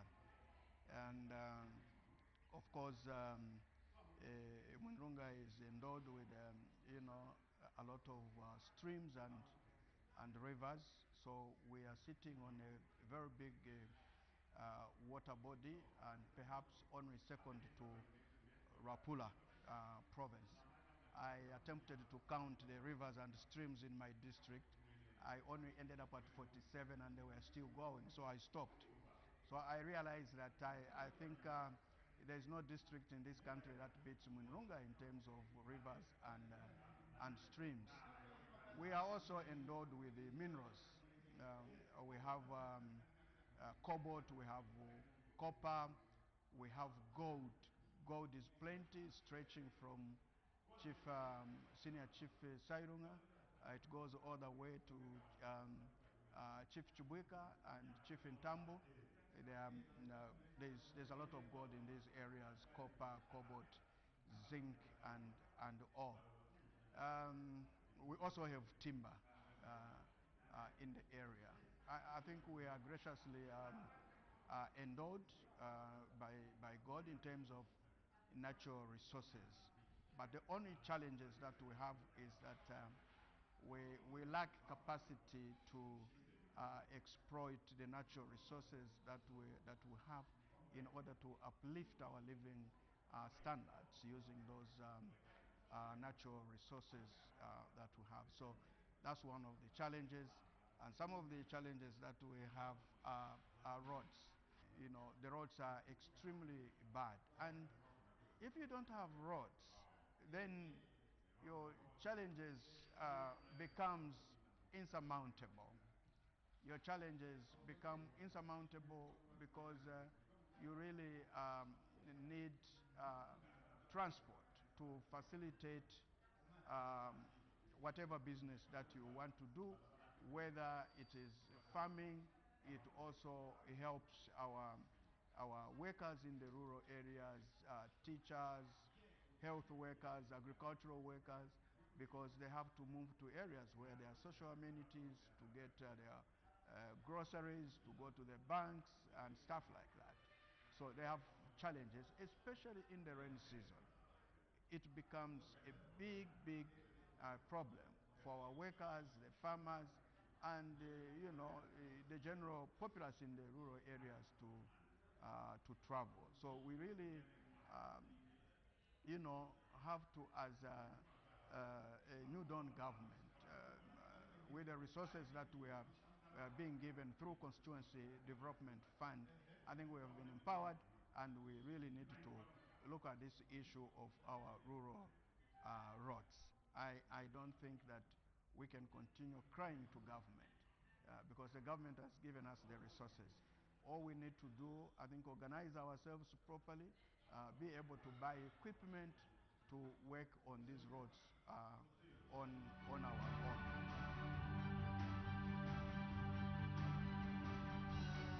The Constituency Development Fund is the answer to reduce some of them. But obviously, we have issues to do with facilities like banks. We only have one bank. One of our way of life, as you know, we collect honey. You know, most of our people live on honey collection, and they make their money from honey. You have seen that now it's lifestyle for many people. Many people are not using sugar; they are using honey, and I think we are the major honey collectors in the country. Honey from Mwinilunga, I think, is the best honey. Even in South Africa, is renowned. Honey from Mwinilunga is the best, and so that is one of the activities that provide money to our people. We are also pineapple farmers, stretching all the way from Ikelenge to Mwinilunga up to Rumwana West. In fact, up to Rumwana East in Karumbila or Sorese West constituencies, all pineapple growing area. And we are very grateful to government. They put up a factory which is supposed to can pineapples and also can mangoes, tomatoes, and all that. But I think that our people are not benefiting for now from that factory because the factory is not operational at the moment.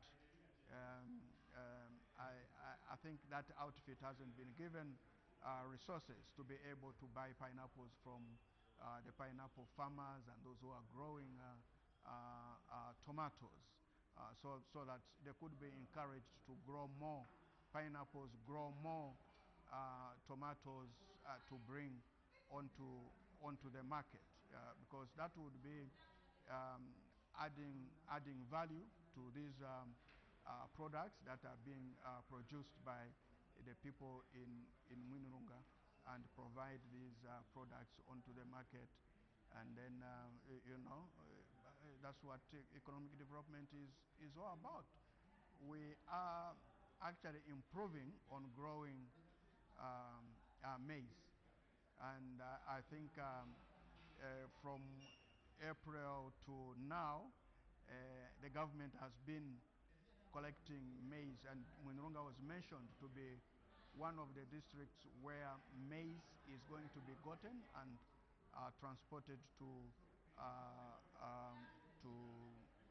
Lusaka, and I think some of it is going to Southern Province for the first time. I think we could be feeding our colleagues. We are a diverse people in terms of economic activities, and all we are crying to government is if they can open up Congo using the Kambimba Road, which project is on the cards, and the government has I think, reached the negotiation stage, which might be concluded in few weeks, according to the report that I got. I think once that road is done, the Kambimba Road, the moment it is done, connected to Congo, that will be a game changer, not only for the people of Mwinilunga, but I think it will be a game changer for Zambia as well, because the economic activity in the province and in Mwinilunga district will actually go up. And our vision also is to support government on ensuring that the Lobito corridor, you know, is actualized. The road from Angola into into Zambia, because again, that will enhance economic activities between Zambia and Angola. And I also have information that a construction of rail line from Angola to Jimbe, to Mwinirunga, to Karumbira, to Sorezi, to Chingola is going to be concluded very soon. And I think those are activities that are going to change the face of my constituency and the face of Northwestern Province and also Zambia in that area.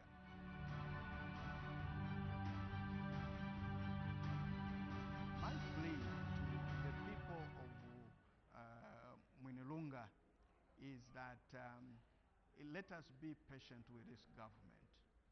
I think this government found our economic circumstances not in the right shape, and the president and his entire government have been trying to do their best to try and bring things to normalcy. And I believe that they are getting there, they are almost there, and the moment all these things are actualized, we would be able to see a development at the pace that we all would want to have it, especially as a Northwestern Province that has been marginalized for a long time. I do understand the people's cries, especially the people of Mwinilunga. I would want to ask the people of Mwinilunga to be calm. Development is going to come.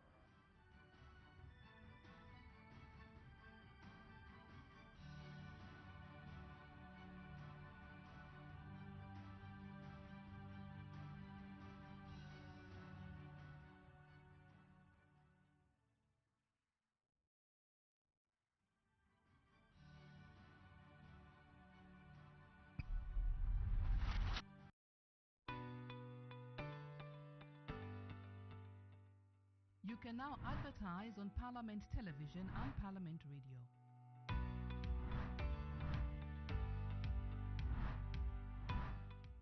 For more information, call 0977 854102 or 0977 536487. Parliament Television, bringing Parliament closer to you.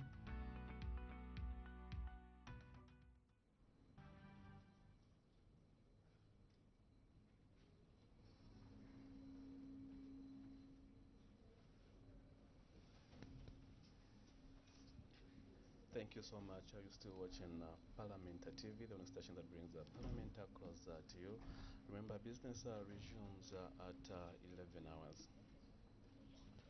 Time now to have a recap of business that has been considered on the floor of the House so far. We did have, just before the break, members of Parliament debating a motion that has been moved by Dr. Christopher Kalila and seconded by Chasefu MP, Mr. Nyambose Mishak, that this House to adopt the reports of the Zambian delegation to the 66th Commonwealth Parliamentary Conference hosted by the Parliament of Ghana in Accra from 30th September to 6th October 2023 for the third session of the 13th National Assembly, laid on the table of the House on Thursday, 26th October 2023. And just before the break, on the floor of the House was Kabwe Central Member of Parliament, Ms. Chrysosta Halwindi, debating this particular motion. So do expect her to continue debating this motion immediately after the break. And earlier we had one of the Vice President question time, in which we saw a number of members of Parliament who did pose questions to the Vice President. So we're still coming, Claudette. We expect the consideration of the 4 bills at a second reading stage. These are the Human Rights Commission Bill, National Assembly Bill number 8 of 2023, the Criminal Procedure Code Amendment Bill, National Assembly Bill number 19 of 2023, and the Penal Code Amendment Bill, National Assembly Bill number 20 of 2023. And thereafter, the House will resolve into a committee of a supply to consider revenue and expenditure. So this is what we expect to be transacted on the floor of the House. Madam Speaker earlier did render a ruling on a complaint by Honorable S. Mudusa, MP, Government Chief Whip, against Mr. N. Chilangwa, Member of Parliament for Kawambwa constituency, for his unexplained absence from the sittings of the House since Tuesday, 6th June 2023. And Madam Speaker also did inform the House that Madam Speaker.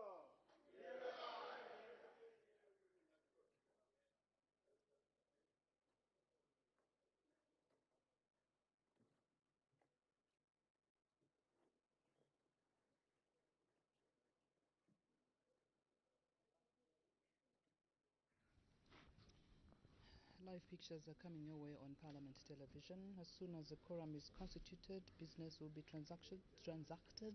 1/3 of members of Parliament need to be present in the House in order for business to be transacted. So I was saying that when the House resumed sitting this morning, Madam Speaker did make an announcement in which she informed the House that the Patriotic Front, PF, has appointed Mr. Anton Mumba, Member of Parliament for Kantashi, as Part Whip, replacing Mr. Stephen Kampyongo, Member of Parliament for Shiwangandu.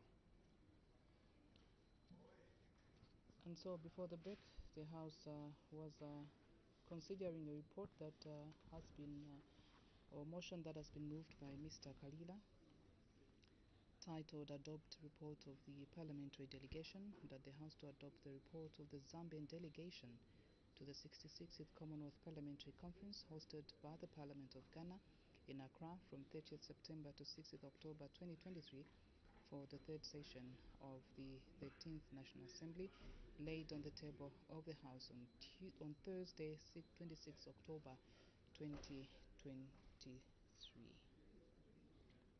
And just now we take you to the floor of the House.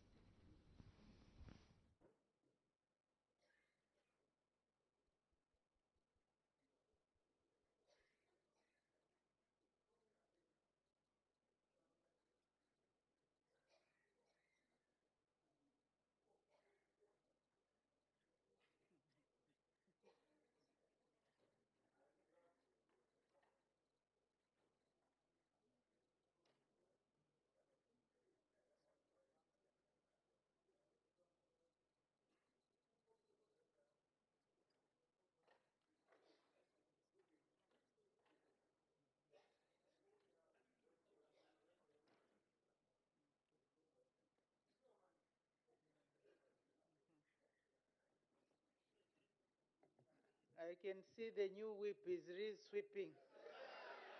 Well done. When business was suspended, the House was considering the motion moved by the Honourable Member for Lukulu East that this House do adopt the report of the Zambian delegation to the 66th Commonwealth Parliamentary Conference hosted by the Parliament of Ghana in Accra from 30th September to 6th October 2023 for the third session of the 13th National Assembly, laid on the table of the House on Thursday, 26th October 2023, and the Honourable Member for Kabwe Central was debating. May the Honourable Member continue. Thank you, Madam Speaker. In order to make sure that there is the gender mainstreaming in all departments or government institutions, Madam Speaker, I was saying we need to make sure to have the effective gender machinery from national level and to the sub-district level. And I'm happy that the New Dawn government in the budget, they have increased the budgetary allocation to this gender division to make sure that at least you empower all the officers that deals with the issue to do with gender equality. Madam Speaker, we have heard, and so these days there's too much cry from the society, especially from the men folk, that the government or society have shifted attention too much on issues to do with women. And they're saying we have left men too much far behind, of which this data is not correct because we can see from as you representation here that we are very few. If you look at district level, you find that even a mayor level, council level, we have very few women representation. If you see in these offices where women are very few in decision-making positions. So we are very far for make sure that we attain the gender equality. And hence we will continue, and I'm happy that we are receiving support here from our men folk. Indeed, as the report says from CPA, for us to make sure that we attend even the gender equality or maybe 30% in parliament presentation, we need to make sure all the government that have managed, parliament that have managed, is because they have, effectively advanced the issue of gender, the quotas to make sure that I think they leave certain seats for women or zebra, issue where they leave these constituencies for women, these seats are for women, and this is the way that they have attained and have managed to make sure that they increase women representation in the parliament. And I'm happy that, as I've said, that there is a support from here. What we want now is to see to it, we should have an action that we make sure that if it means bringing a motion, let's bring a motion so that we compel political parties, make sure that during time of adoption, at least they attain, or at least a minimum of 30% women adoption. Because if we don't do that, even if we cry that we want more women representation here, we cannot attain it. It all starts from adoption.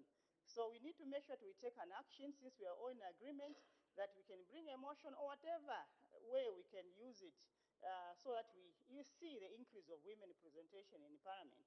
Issues to do with gender equality is the issue of human rights.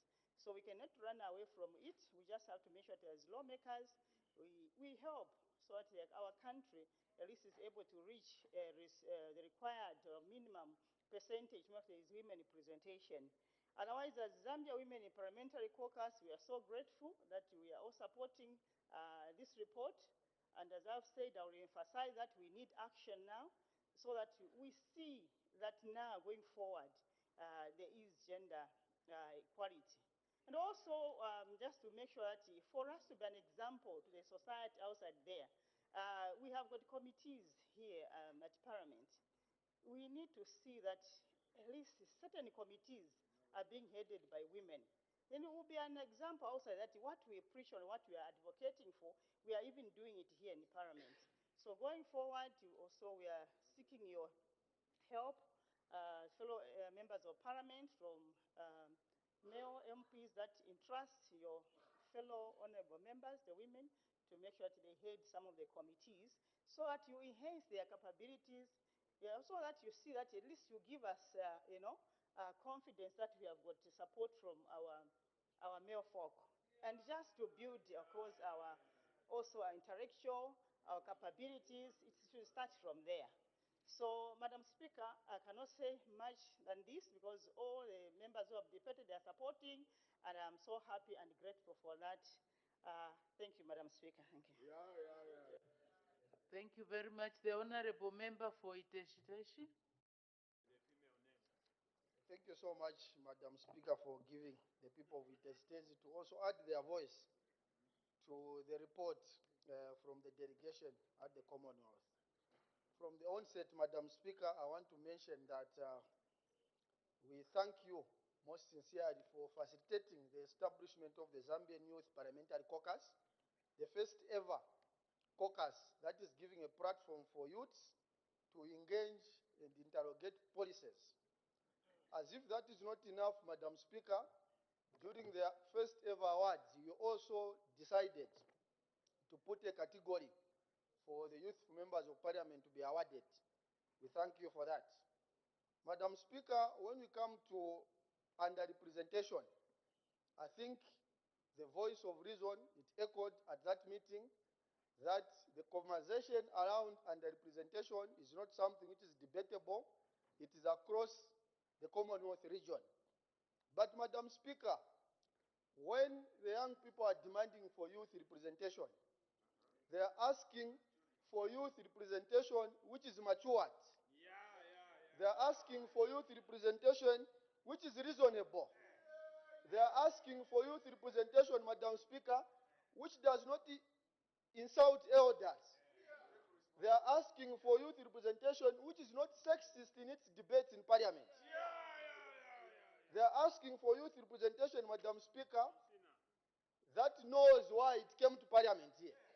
Because, Madam Speaker, certain kind of youth representation, it limits our chances as young people to come back here in 2026. That is what the Commonwealth, Madam Speaker, report is talking about. Madam Speaker, I also want to touch on the bridging the gap between the executive and the youth.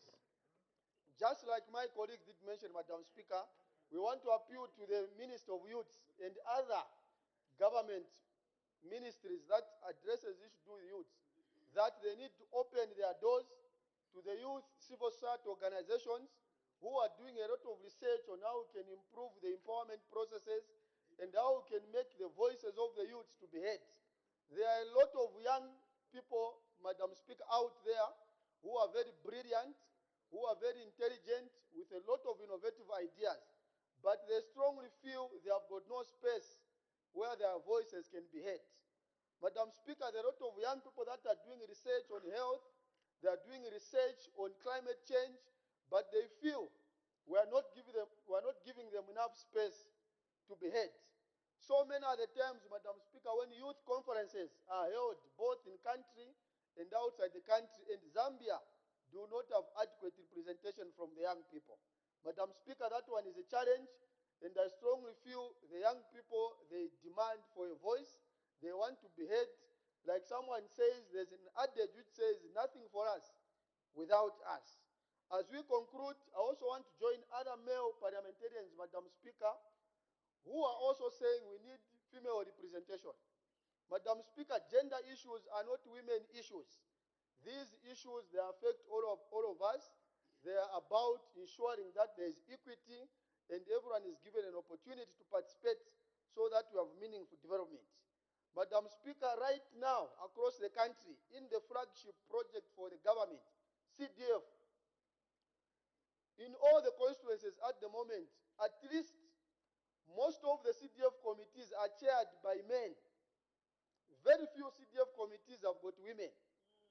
Madam Speaker, as we actualize gender issues, we need to go down to the lowest level and check how the representation of women is. When we are talking about representation of women in decision making, it's not only at the ministerial level.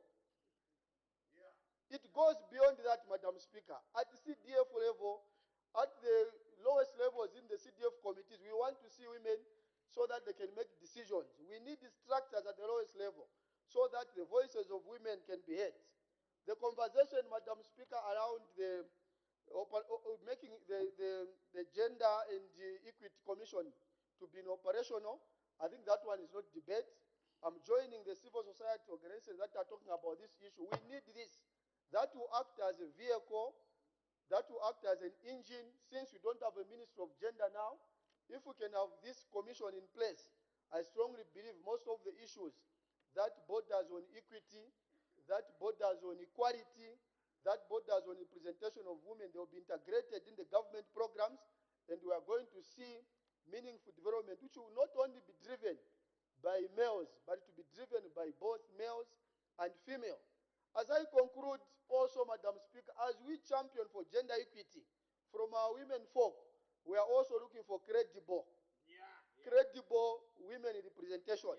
We need women who shall be role models. We need women who are credible. We need women who shall act like yourself, Madam Speaker. Who shall act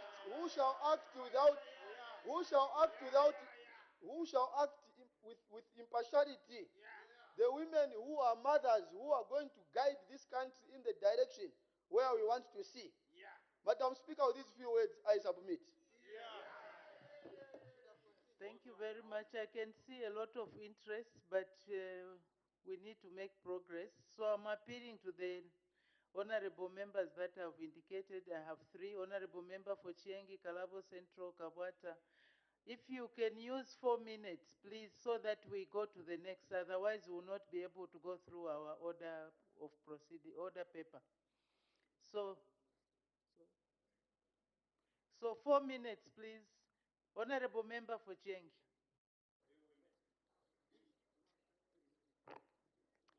Thank you so much, Madam Speaker. Madam Speaker, in order for us to, not to have this theory, but to put it in practice, Madam Speaker, first thing first, we should start by bringing back Minister of Gender. Then we'll show that indeed we are committed. This is the ministry which used to look into the affairs of course, the young girls, the females, and also the empowering of our women. Madam Speaker, this can only be achieved if we get rid of these people who are wearing these suits, the men. Because in this parliament, we're having all these problems because of their ego. Madam Speaker, I would want to bring it to their attention that if we are to achieve what we're talking about, every political party should make sure that where they are strong, in their strongholds, they should put female candidates. But instead, they've been doing it the other way. Where they are strong, they put their fellow men. And the females, they put them where they know they cannot succeed. I think we should come up with a deliberate policy, even a law maybe, that we should compare all the political parties, that if they know where their strongholds, they field in female candidates. Then we'll be talking about the achieving of the 30% that we're talking about. But as the case is, you find that if there's a by-election, they go to replace, whether it was a female was there, they take a fellow man. This must come to an end. And this can only come, to an end if us women in this very parliament, through our caucus, we fight and we say no more of having a woman replaced with a man. We've seen even cabinet positions, Madam Speaker. We need women more in the cabinet. We've heard of male ministers stealing because they've got a lot of pockets. But women, we don't steal, Madam Speaker. So we need cabinet ministers to be females. I thank you, Madam Speaker. Thank you very much. The Honourable Member for Kalabo Central. Thank you, Madam Speaker. Madam Speaker, just a word to add to the motion which is on the floor. For those who live in urban areas, maybe they might have forgotten what is there in the village where some of us live. Madam Speaker, the issue of gender versus sex, we shouldn't forget. That's why I would thank the current government for coming up with the free education. The free education is going to enable the girl child who later will become the mother.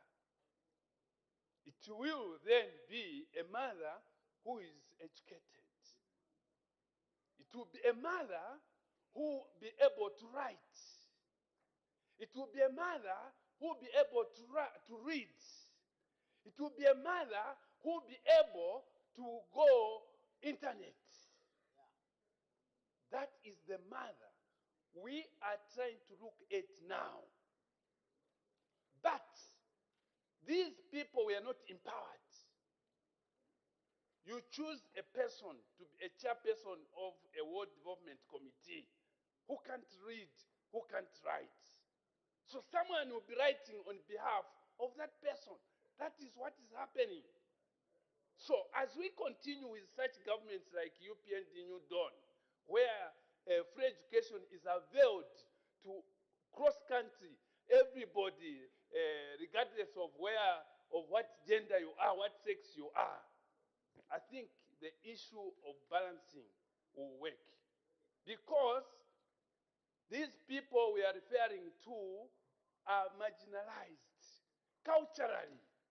In my culture, who is a woman, is married at night, covered with a blanket, only to remove the blanket the following morning. That's what happens. So they are disregarded. But because of this education which is coming in, these people will no longer be marginalized, will no longer be disregarded. Thank you, Madam Speaker. These are just the few words I just wanted to add to. Thank you. The Honorable Member for Kabwata. Thank you, Madam Speaker, for the opportunity. I will just build from where my brother has left, the Member of Parliament for Kalabo, because we have seen that most youths, especially in many countries, including Zambia, they want to get into the role of leadership, and yet they lack some of these ingredients that we need to emphasize for anyone who wants to aspire for leadership, and that is character and integrity. We have the youth generation that has actually decided to do away with building character, because character is what answers to the many needs of our society. When you are able to show that your life has been built with character, then you can easily represent any organization that you want to represent, even in any political party. So I think what we need to do as a society in our country, for those that are aspiring to be leaders, to be young leaders, the youthful leaders, I think they need to understand that character is something that you need to build in your life. The other thing I wanted to talk about is building your integrity. I think integrity is one that can answer to many challenges that we are facing in our society. Without integrity, you'll find that even the young leaders that we are trying to build, to educate, they will not go anywhere. So, Madam Speaker, I think there is need for the young generation to realize and understand that these two ingredients of leadership, that is integrity and character, these are the ones that can model somebody into a true and respected leader. You may be above 35 or 45. If you lack character and integrity in your leadership qualities, you discover that you will not go anywhere. Madam Speaker, these are just a few words that I wanted to add up to this debate on the floor. I thank you. Thank you very much. The Honorable Member for Lukulu East, winding up debate. Thank you very much, Madam Speaker. In the geopolitical map of the world, we are all aware of the importance of the Commonwealth as a grouping to which we as a country belong, starting at the heads of state level, all the way down to the Commonwealth Parliamentary Association to which Zambia belongs. And as a branch, we are all members, all of you honorable members, and as we are only serving you as your executive, and I want to extend my thanks and gratitude to all of you that have debated, for you have supported overwhelmingly this report, but more importantly, the need for increasing women political participation at all levels. And I can see that both the men and the women that have spoken, we are all in support of this move, which currently is also being undertaken in this parliament. So let's continue to push, particularly with regard to operationalizing the Gender Equity Act and all other avenues, as I gather from this debate, that includes trying to push for proportional representation, or in short, some form of affirmative action by way of legislation. So thank you very much, and we hope that we will continue these kinds of unanimity as we go forward as the Commonwealth Parliamentary Association Zambia branch. Thank you, Madam Speaker.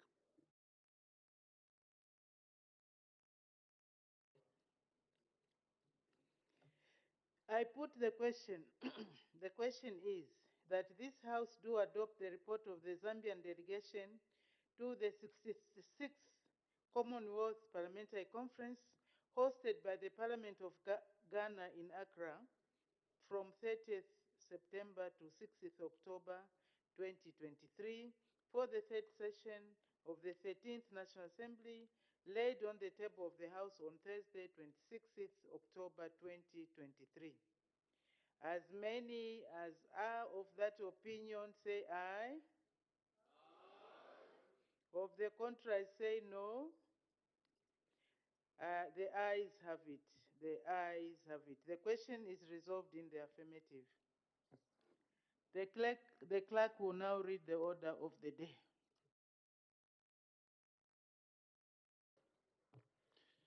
The Human Rights Commission Bill, National Assembly Bill number 8 of 2023, second reading.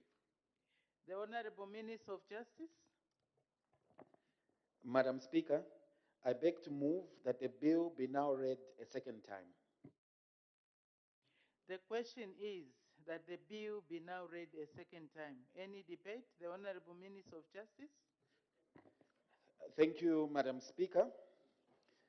Madam Speaker, the Human Rights Commission Bill 2023 seeks to provide for the membership, functions, operations, and financial management of the Human Rights Commission and repeal and replace the Human Rights Commission Act number 48 of the laws of Zambia.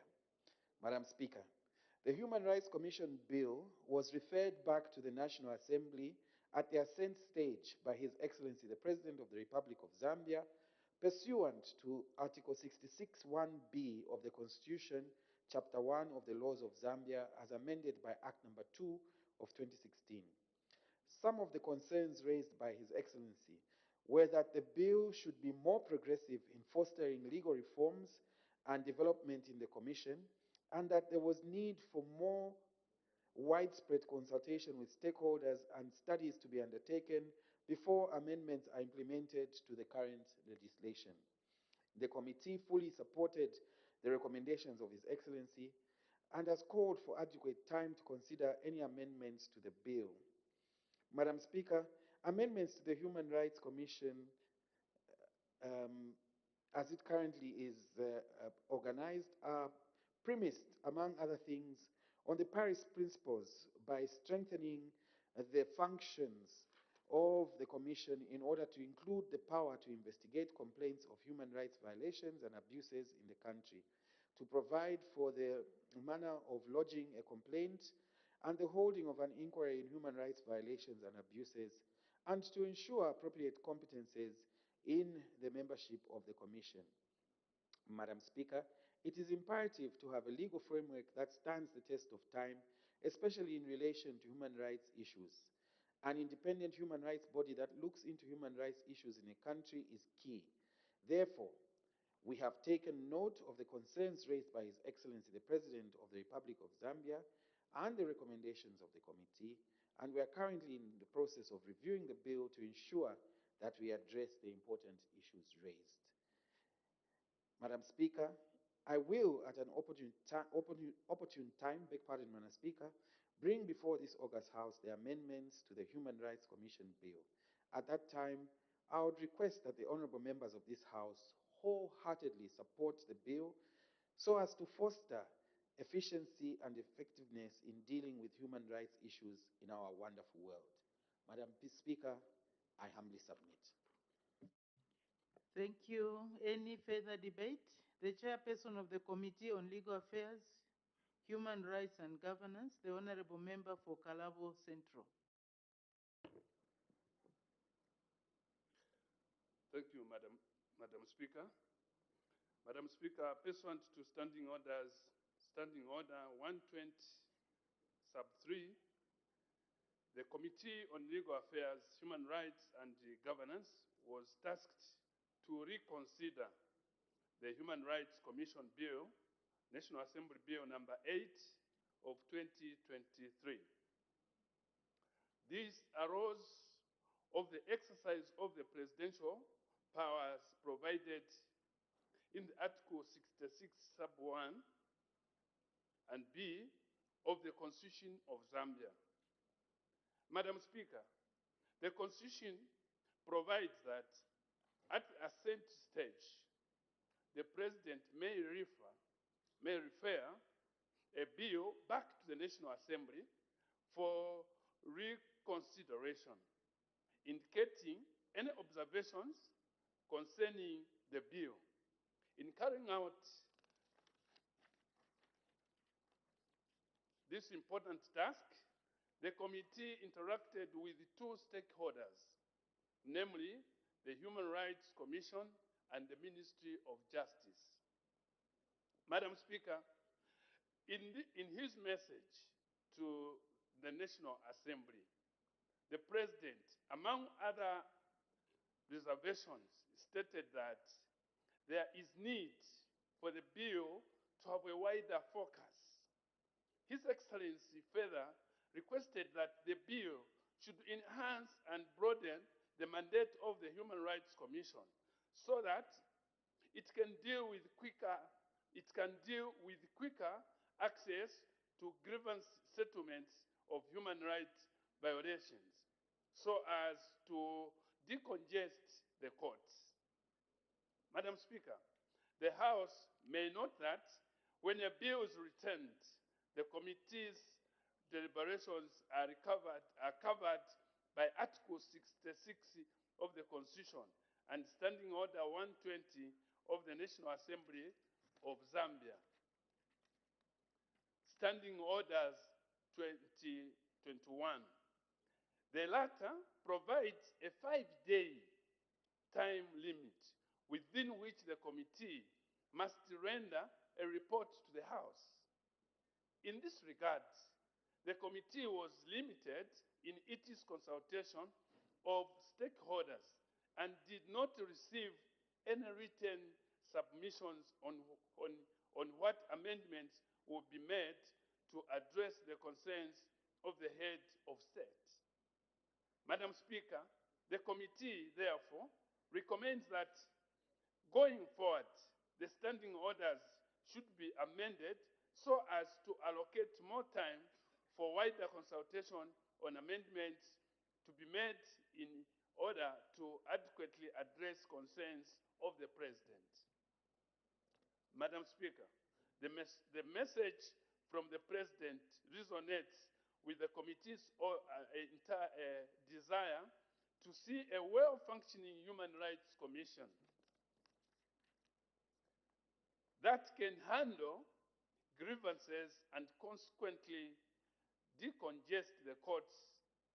Madam Speaker, to achieve this desire, it is unavoidable to broadly consult other stakeholders and to learn best practices from around the region and beyond.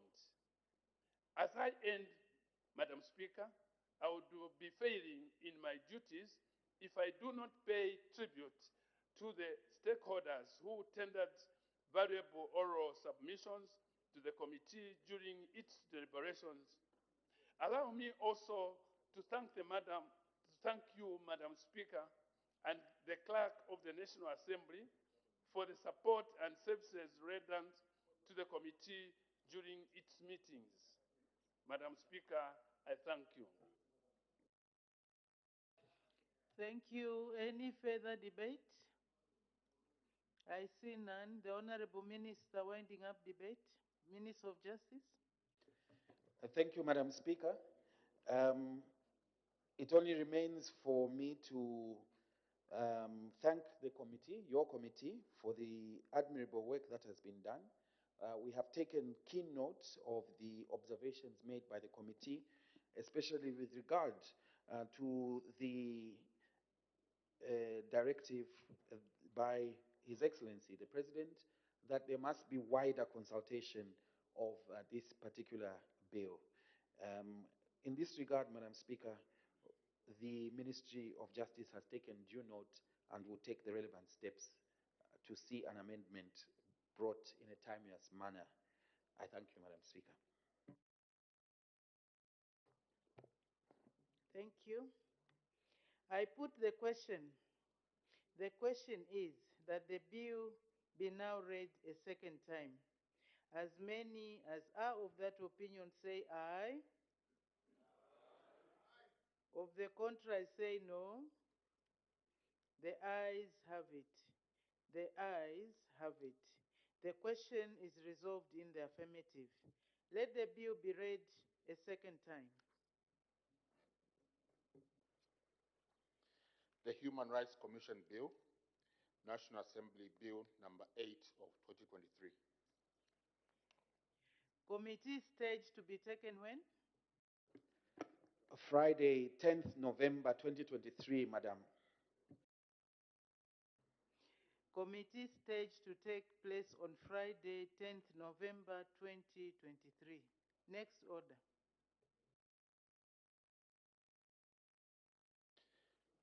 The Criminal Procedure Code Amendment Bill, National Assembly Bill number 19 of 2023. Second reading. The Honorable Minister of Justice. Madam Speaker, I beg to move that the bill be now read a second time. The question is that the bill be now read a second time. Any debate? The Honorable Minister of Justice. Thank you, Madam Speaker. Madam Speaker, the Criminal Procedure Code Amendment Bill 2023 seeks to make the offense of stock theft non-bailable, empower all classes of the subordinate court to commit matters to the High Court, and enhance the powers of the Chief Justice relating to the issuance of rules under the court. Madam Speaker, the economic livelihood of people who keep stock in the country is at stake. The offense of stock theft has become prevalent in the country, and there has been a growing need to deter would-be offenders from this vice. Therefore, apart from stiffening the penalties relating to stock theft under the Penal Code, this bill seeks to make a subsequent offense of stock theft to be non-bailable. Madam Speaker, it should be noted that the proposed amendment to Section 123 of the CPC does not go against the spirit of Article 18 of the Constitution, Chapter 1 of the Laws of Zambia. A person that is charged with a subsequent offense of stock theft is still presumed innocent and will only be kept in custody for the duration of the trial. If that person is acquitted, they shall be immediately released. Criminal law permits the imposition of an offense as being non-bailable for the protection of the public against certain serious offenses. This is not exercised arbitrarily, as there are certain factors that must be taken into account when making an offense non-bailable. These factors include deterring would-be offenders from serious offenses and to ensure public safety.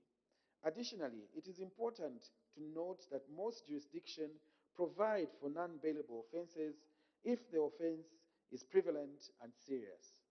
Madam Speaker, the deprivation of one's economic livelihood is a serious offense, and the growing trend towards this vice is proof that there is need to ensure public safety.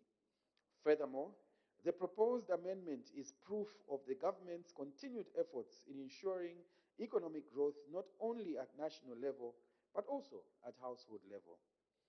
In addition to the proposals on deterring stock theft in the country, this bill seeks to empower all classes of the subordinate courts to commit matters to the High Court and to enhance the powers of the Chief Justice relating to the issuance of rules under the Act.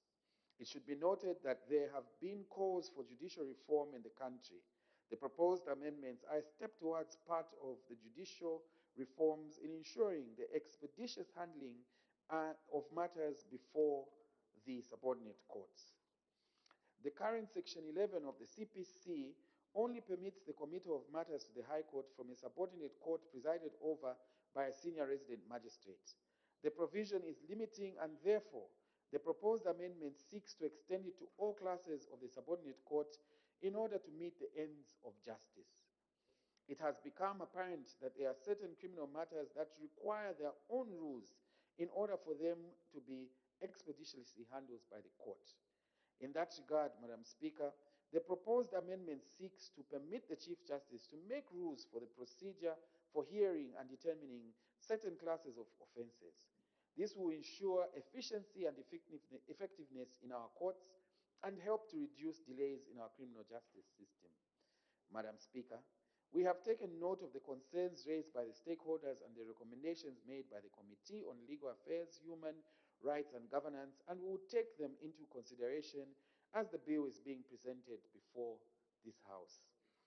It is on this premise that I humbly request all honorable members of this august House to wholeheartedly support this bill as it is very progressive. Madam Speaker, I beg to move. Thank you. Any further debate? The chairperson of the Committee on Legal Affairs, Human Rights and Governance, the Honorable Member for Kalabo Central. Thank you, Madam Speaker. Madam Speaker, the Committee on Legal Affairs, Human Rights and Governance was tasked to scrutinize the Criminal Procedure Code Amendment Bill, National Assembly Bill number 19 of 2023, referred to it by the House on 12th September 2023. Madam Speaker, the bill seeks to amend the Criminal Procedure Code Act, Chapter 88 of the laws of Zambia, so as to, 1, make the offense of stock theft non-bailable. 2, empower all classes of the subordinate court to commit matters required to the committed for trial. Sorry, let me go over it again. 2, empower all classes of the subordinate court to commit matters required to be committed for trial to the High Court. And 3, enhance the powers of the Chief Justice relating to issuance of rules under the Act. Madam Speaker, I wish to state from the onset that the Committee on Legal Affairs, Human Rights and Governance fully supports the bill. I also wish to state that the bill received overwhelming support from the stakeholders. Whilst supporting the bill, allow me to bring to your attention some issues raised by stakeholders which have been captured in the committee's report. Madam Speaker, the committee agrees with the stakeholders that there is a rich prevalence of stock theft in the country, which needs to be kept. However, given the long periods between arrests and conclusion of matters, making more offenses non-bailable will be an injustice, as accused persons will be in detention for long periods before conviction or acquittal. To mitigate this likely injustice, the committee recommends that the Chief Justice, through a statutory notice, should limit the period within which matters where accused persons are not granted bail. In this regard, such offenses should be disposed of within 90 days from the day of arrest. The committee reiterates that the livestock sector in Zambia has potential to grow, but is heavily hampered by thefts. The committee, therefore, welcomes the addition of stock theft for second offenders to the list of non-bailable offenses, so as to harness economic growth and help the livestock sector reach its full potential. The committee, therefore, welcomes the amendment of the Criminal Procedure Code to make stock theft non-bailable, as this will encourage the protection, preservation, and growth of the livestock sector in Zambia. Madam Speaker, as I end, I will be failing in my duties if I do not pay tribute to the stakeholders who tendered valuable written and oral submissions to the committee during its deliberations. May I also thank you, Madam Speaker, and the Clerk of the National Assembly for the support and services rendered to the committee during its meetings. Madam Speaker, I thank you. Thank you. Any further debate? The Honorable Member for Dudumwezi.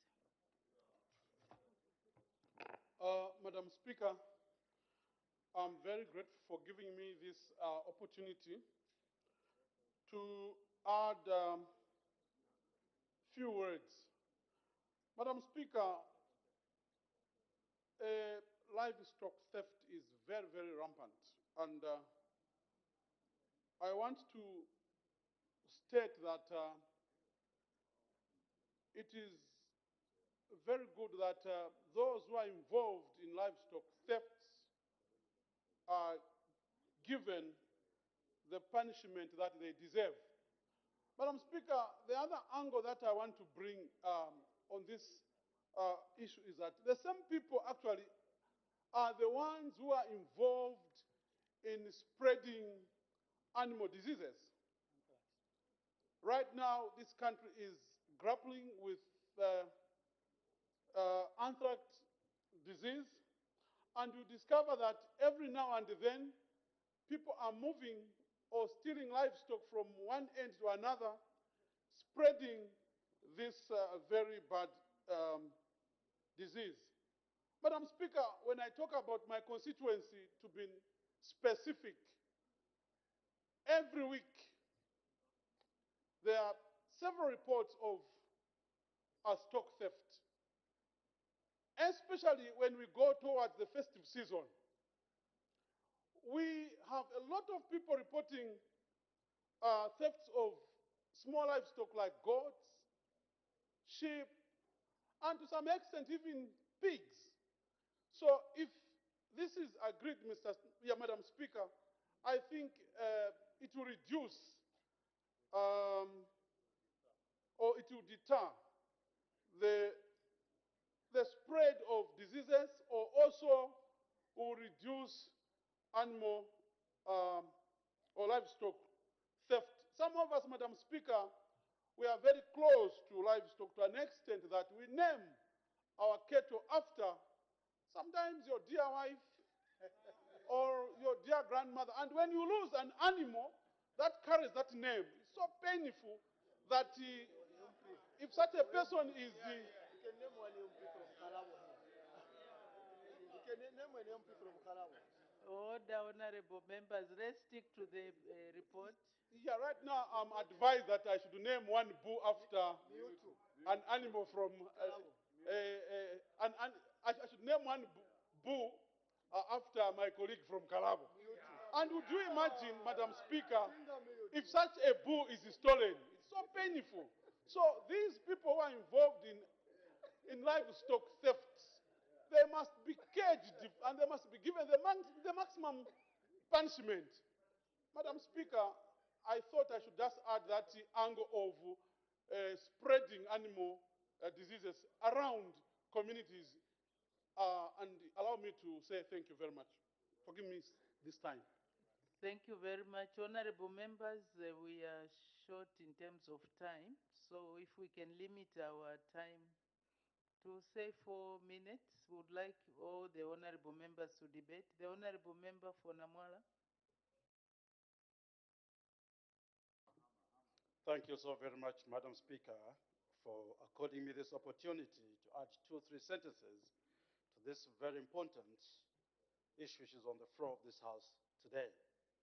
Indeed, Madam Speaker, from the word go, we want to support this act of repealing the Criminal Procedure Code because it will bring harmony and people will be happy because they'll be accorded an opportunity to continue taking care of their animals without interferences. Taking from what is happening in Namala currently, Madam Speaker, people are complaining throughout because those who are fond or who are in the habit of actually getting involved in this stock theft, immediately they're taken to police. Few hours, they are actually released. This act has actually annoyed the people of Namala, but hearing with what is happening, or the intention of this House of repealing this clause of the Penal Code, it has brought a lot of hope to them, because now they will know those who perform the ill acts will actually be punished, and there would be offenders who fear because of the nature of punishment the people, those who are involved, will actually face.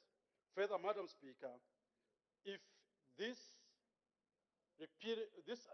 this amendment is supported, the people will actually willingly get involved in keeping animals. This is actually one of the sector that ought to be taken care of and which people ought to get involved because their standard of living actually can be sought from this, and people will be able to actually amass in wealth that will actually improve the standard of living. Speaking from the people of Namala, Madam Speaker, we are happy and we stand ready, and that we shall continue supporting such progressive amendments so that the people of this country can see the benefits of having this sector improved and having the government that takes care of the people. Retribution and deterrence will be the key, and for that, Madam Speaker, the people of Namala will continue supporting this, and we know that this sector of livestock shall improve for the benefit of everyone. I submit, Madam Speaker. Thank you. The Honorable Member for Kalomo Central. Thank you, Madam Speaker. Coming from Kalomo District and Southern Province, we are very grateful for this bill. I remember not very long ago meeting all the farmers who rear animals in Choma headquarters, where they were pleading that they wanted this bill to be in the fashion it is now. Because we have had a lot of problems, Madam Speaker. You would find a person is arrested for stealing animals, and then is given bail. He goes and steals more animals, sells, gets a very powerful lawyer, and he continues. They continue doing the same business. In my district, actually, you would find what they have been doing. When they are given bail, they even get a gun and shoot that person who they have stolen the animal from, so that there's no pushing. So really, these farmers in my province, in my constituency, in my district, they are very happy. This, you see, the meat that we eat has to be taken care of. If we are not very careful, the same meat can become poison. Right now, we have lost about 4 people from anthrax, which is a disease that they are getting from the cow meat. So there are rules that we need to do to safeguard it. It is treated like really a diamond. That's the way you treat cow meat. So we are very happy with this. And also, one of the reasons why we have failed to penetrate the European Union market is because of wrong movement of animals. And even these animals that have come to Lusaka, that have brought anthrax, are brought in by criminals. They are not following the normal procedure, because if there was, these criminals were deterred from doing this a lot, then we wouldn't have even had anthrax. So, as really we are very happy about the new bill that has come. This has been the cry of farmers for a long time.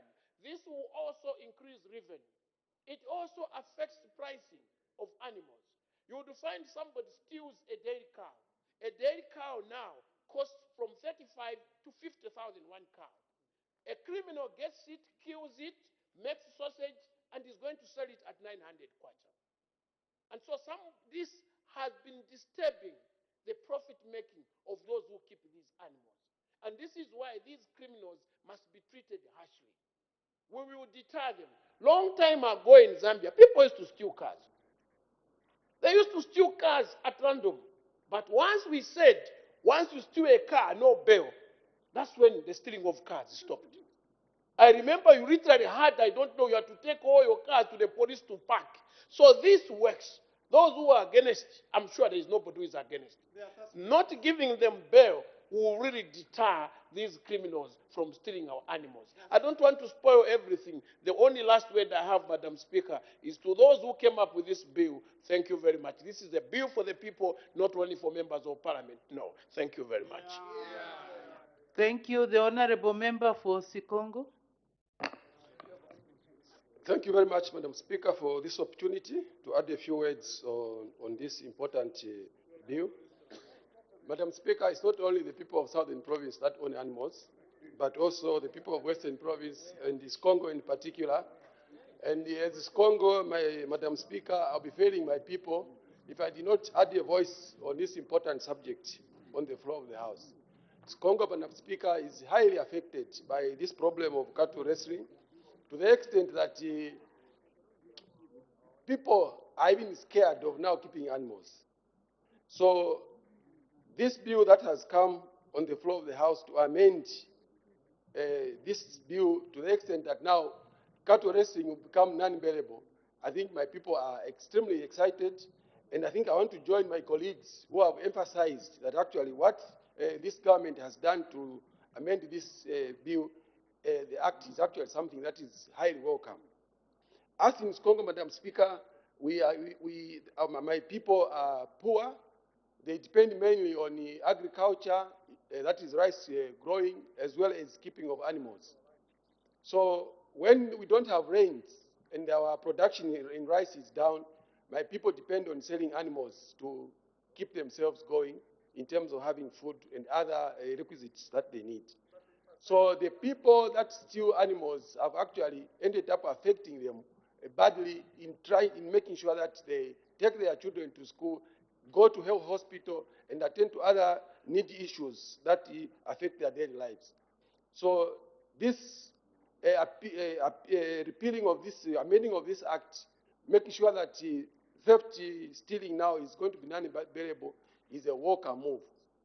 We in Congo, what we have done, actually, Madam Speaker, in addition to what we are doing in this House, we are making sure that we are building police posts across Congo constituents, starting from Mutala, Makoma, Nyengo, and as well as the upperland in Skushi and in Ngombele, just to make sure that the police presence will be there to make sure that those that are involved in this vice are going to be handled properly. So with this addition of making sure that when you steal animals, you will be locked there until when your case is completed, I think it's a welcome move. So, Madam Speaker, I thought I should add these words to make sure that even us in Congo are affected, our people know that we are with them and we support this bill. Thank you very much, Madam Speaker. Thank you very much. The Honorable Minister of Justice, winding up debate. Thank you, Madam Speaker. May I again thank the committee, your committee, for the work done in relation to the draft bill, and also thank the honorable members that have supported, by and large, the bill this morning during the debate. Madam Speaker, it is evident from the report of the committee and indeed from the debate on the floor of the House this morning that the bill is responsive to the needs of the community that is comprised of those that have their livelihood via raising of stock. In this regard, the bill is a proper one for enactment before the floor of this House. With those few words, Madam Speaker, I beg to move.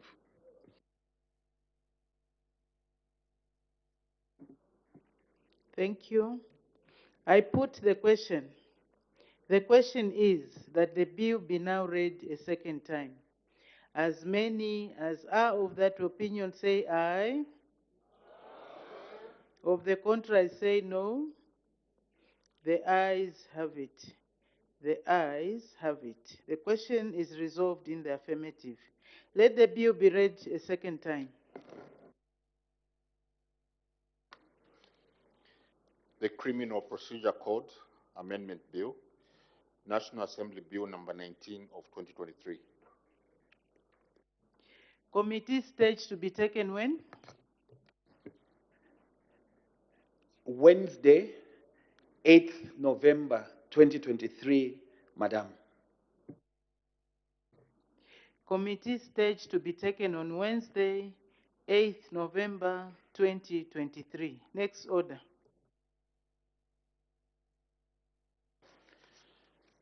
the Penal Code Amendment Bill, National Assembly Bill number 20 of 2023. Second reading. The Honorable Minister of Justice. Madam Speaker, I beg to move that the bill be now read a second time. The question is that the bill be now read a second time. Any debate? The Honorable Minister of Justice. Thank you, Madam Speaker. The Penal Code Amendment Bill 2023 seeks to enhance the provisions relating to the offense of stock theft. Madam Speaker, it has become necessary to introduce this bill so as to protect the economic livelihoods of those that raise stock and indeed who survive off the produce from stock on a day-to-day basis. Madam Speaker, the salient provisions of the bill include stiffening the penalties for stock theft, prohibiting the collusion between individuals to steal stock or produce, prohibiting being in possession of stolen stock or produce, and prohibiting the night delivery of stock or produce.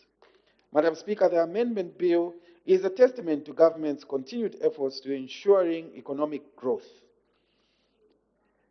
We have taken note of the concerns raised by the stakeholders and the recommendations made by the committee, your committee, Madam Speaker, and will take them into consideration as the bill is being presented before the floor of the House. Madam Speaker, I humbly request all honorable members to wholeheartedly support the bill. I beg to move. Thank you. Any further debate? The chairperson of the Committee on Legal Affairs, Human Rights and Governance, the Honorable Member for Kalabo Central.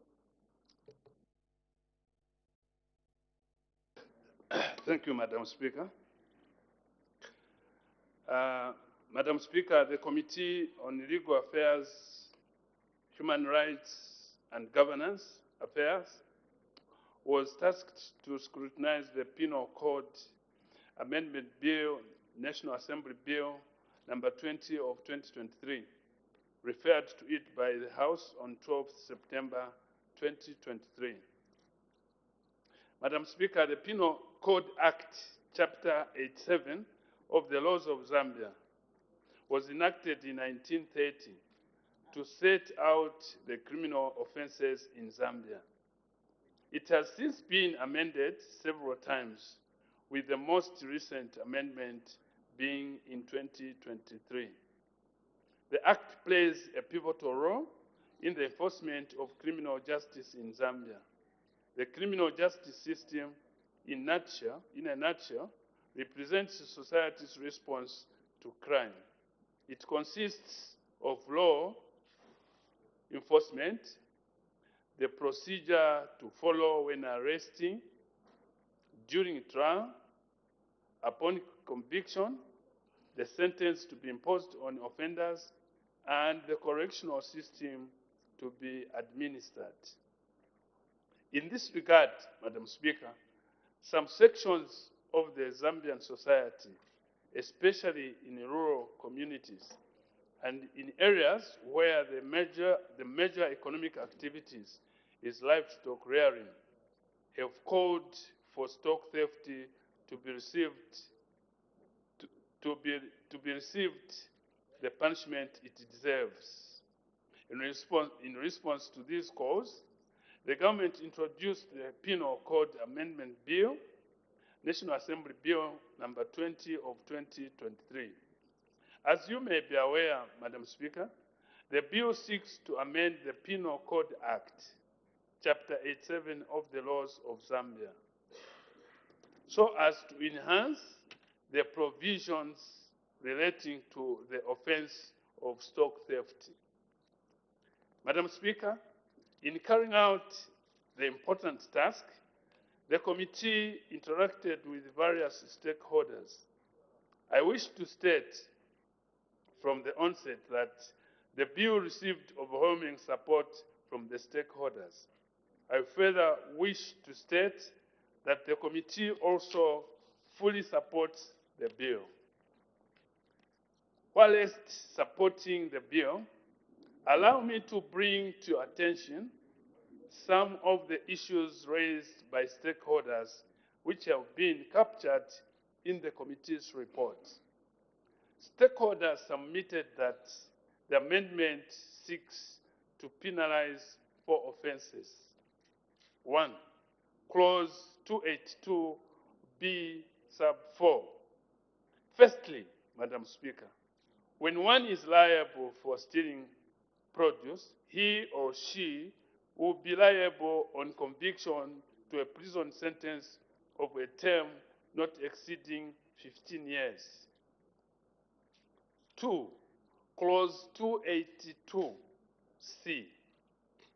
Secondly, when one procures, incites, hires, directs, instigates, or colludes with another person to steal stock or produce, he or she commits an offense and is liable on conviction to a prison sentence of a term not exceeding 15 years, as if that person had stolen the stock or produce.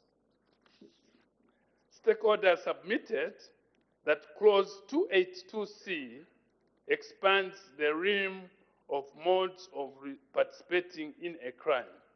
They submitted that this is progressive and more encompassing as it goes beyond what was envisioned by Section 21. That is, aiding, abetting, procuring, and counseling, and Section 22, that is common purpose. 3. Clause 282D. The clause introduces possession of stock or produce with a person knows or ought to reasonably have known or suspected to be stolen as an offense. 4. Clause 282E. The clause makes accepting delivery at night of any produce or stock except pig an offense. Madam Speaker, stakeholders observed that most stock theft is committed at night. They therefore welcomed this provision and proposed that first offenders should be sentenced to community service.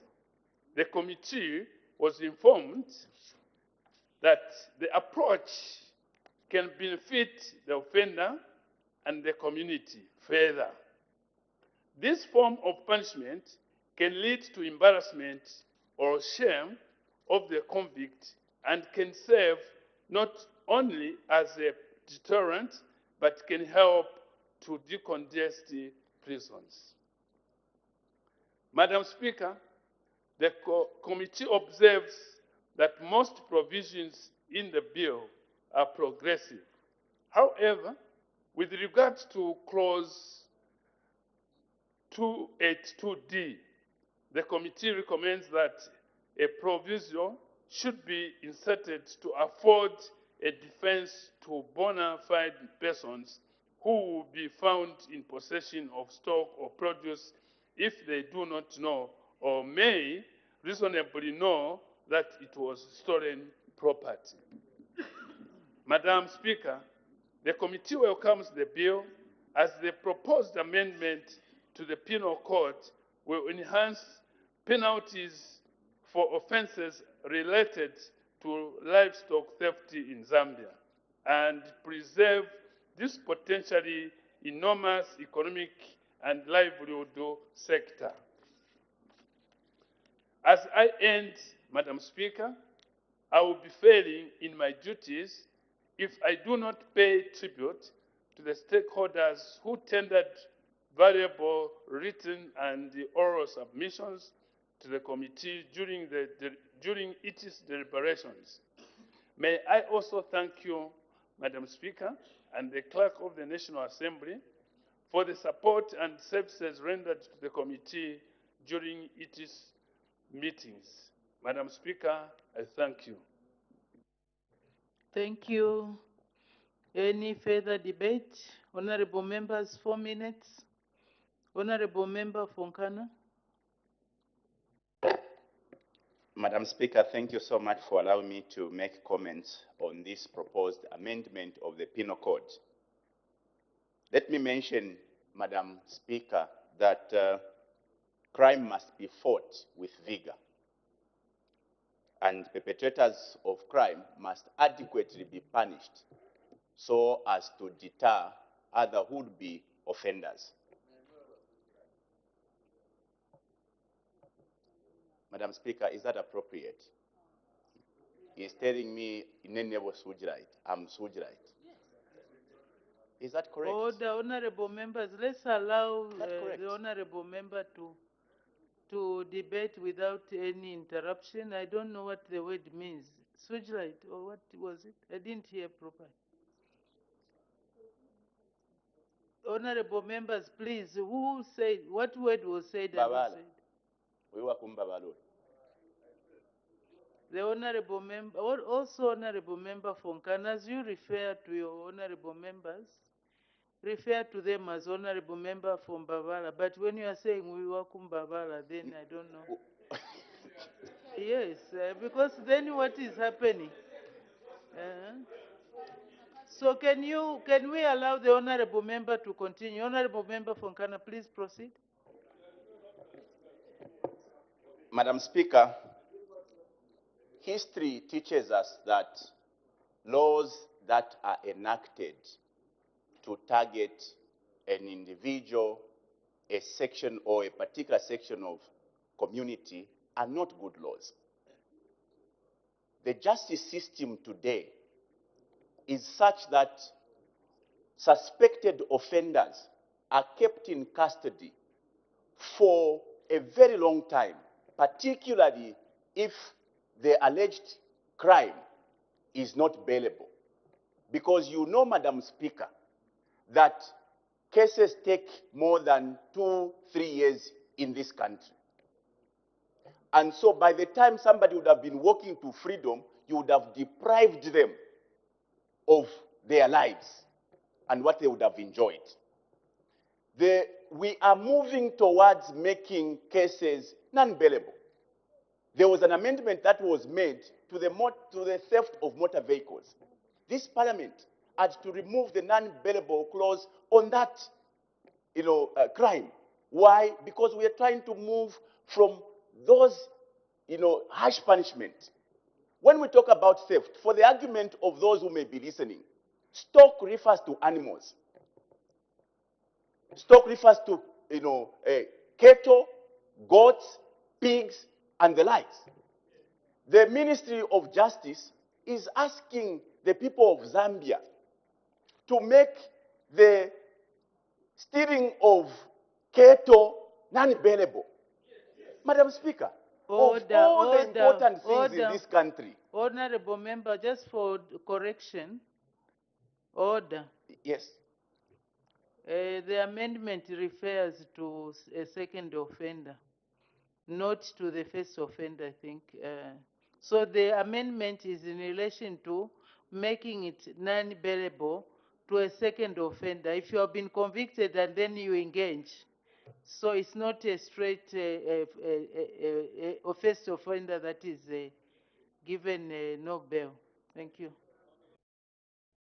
Madam Speaker, first and second offenders are simply semantics. In whichever case, we are moving this Parliament to amend the law. To amend the law to make this crime unbailable. Order, honorable members. There is a point of order from the Honorable Minister of Justice. Thank you, Madam Speaker. I've been constrained to rise on this point of order pursuant to Standing Order 65, A. Madam Speaker, the current bill that we are dealing with is the Penal Code Amendment Bill, specifically which relates, if the Honourable Member was listening, to the sanction for stock theft. That is the sentence that can be given. The aspects to do with bail were in the CPC, which we've just concluded. Therefore, the debate which the honorable member is now embarking on is not in accordance with what is being dealt with. It's, insofar as relevance is concerned, not relevant. That debate should have been had at the time we were dealing with the CPC, which is speaking to the question of bail and the offense being non-bailable. So, Madam Speaker, is the honorable member in order to proceed with such debate on a matter that has already been concluded? I thank you. Thank you very much. Actually, yes, that is the position. The CPC was the one relating to the non-bailability of the offense for a second offender. But since the honorable member was not here, I'm sure he was out hunting for signatures somewhere.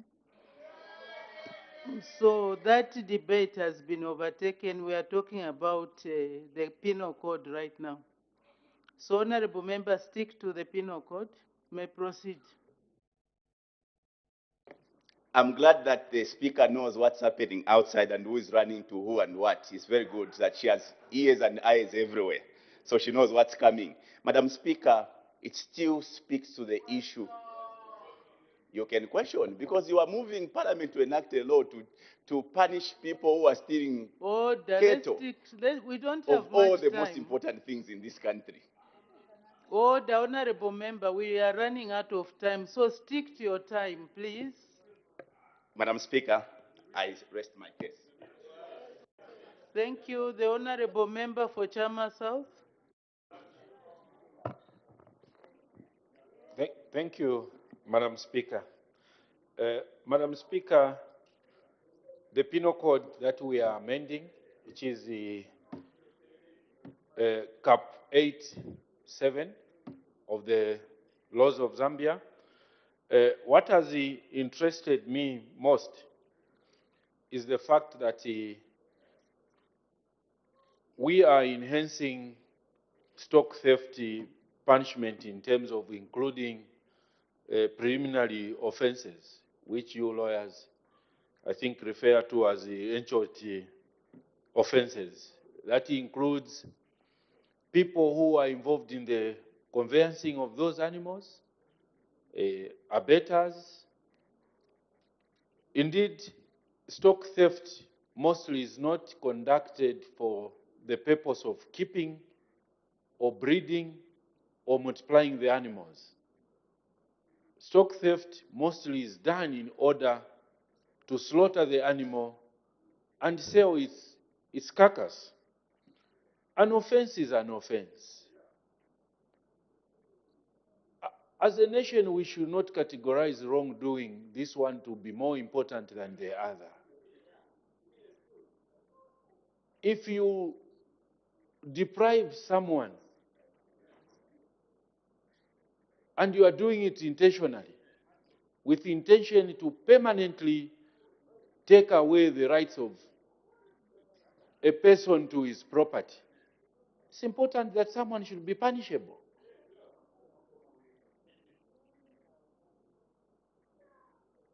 I don't understand why we should trivialize stock theft. Probably it's because members, they say, atumchere umfo okufina uwasendele. Okufina, something like that. You know, these members, they always have something to describe a situation. Meaning the weight of the sword is felt by the person who is carrying it. So, colleagues people who keep animals, they know the pain of losing animals to criminals, those who steal. Actually, what we should be advocating for, Madam Speaker, is that such punishment should extend to even people who are involved in crime, particularly taking away public property. That is what we should be advocating for. So for me, or for us here, and my colleagues. I can see the honorable member for Chipangali. We are in support of these amendments. Actually, we'll be calling for more such amendments so that when people are involved in wrongdoing, they should know that they will not go scot-free. There must be punishment for any wrongdoing. That is the only way we are going to build a safe and just society that will look after everyone. So let us not trivialize this. It's something that is welcome. I know the CPC has already passed, Cap 88, but it's important that we also amend the Penal Code, which is Cap 87, so that the two pieces of legislation speak to each other. So for us here, we are in support. I submit, Madam Speaker. With that strong support, can we wind up debate time? The Honorable Minister of Justice, winding up debate. Thank you, Madam Speaker. Madam Speaker, allow me to use an often used expression in the legal profession, res ipsa loquitur, meaning the thing speaks for itself, Madam Speaker. May I thank the committee for the job well done, your committee for the job well done, and the honorable members that have debated. Quite clearly, the ideals of the executive arm of government are well aligned to those of the people speaking through their representatives in terms of protecting property and protecting the livelihoods and indeed ultimately protecting the economy through progressive pieces of legislation such as that which is before this House for consideration in terms of the Penal Code Amendment Bill. Madam Speaker, I thank you. Thank you. I put the question. The question is that the bill be now read a second time. As many as are of that opinion say aye. Of the contrary say no. The ayes have it. The ayes have it. The question is resolved in the affirmative. Let the bill be read a second time. The Penal Code Amendment Bill, National Assembly Bill number 20 of 2023. Committee stage to be taken when? Madam Speaker, on Wednesday, 8th November 2023. Committee stage to be taken on Wednesday, 8th November 2023. Next order. Estimates of revenue and expenditure, including capital and constitutional and statutory expenditure. Committee of Supply. Resumption of committee work. The House will now resolve into committee.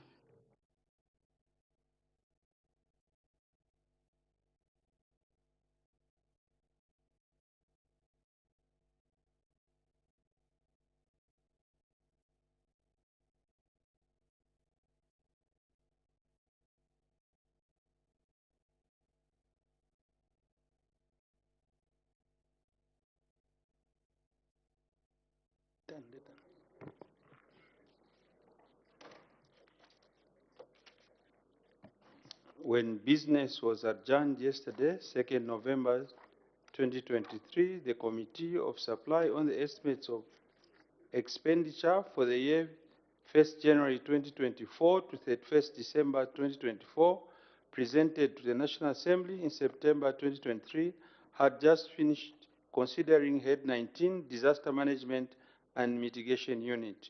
We now move to Head 03, National Assembly. Head 03, National Assembly. By practice, the House does not discuss itself. Therefore, we will right away put a question. The question is that Head 03, National Assembly, head total 1,445,594,031 kwacha stands part of the estimates. As many are of that opinion say aye. Of the contrary say no. The ayes have it. The question is resolved in the affirmative. Head 03, National Assembly, head total 1,445,594,031 is ordered to stand as part of the estimates. We now move to head 05, Electoral Commission of Zambia.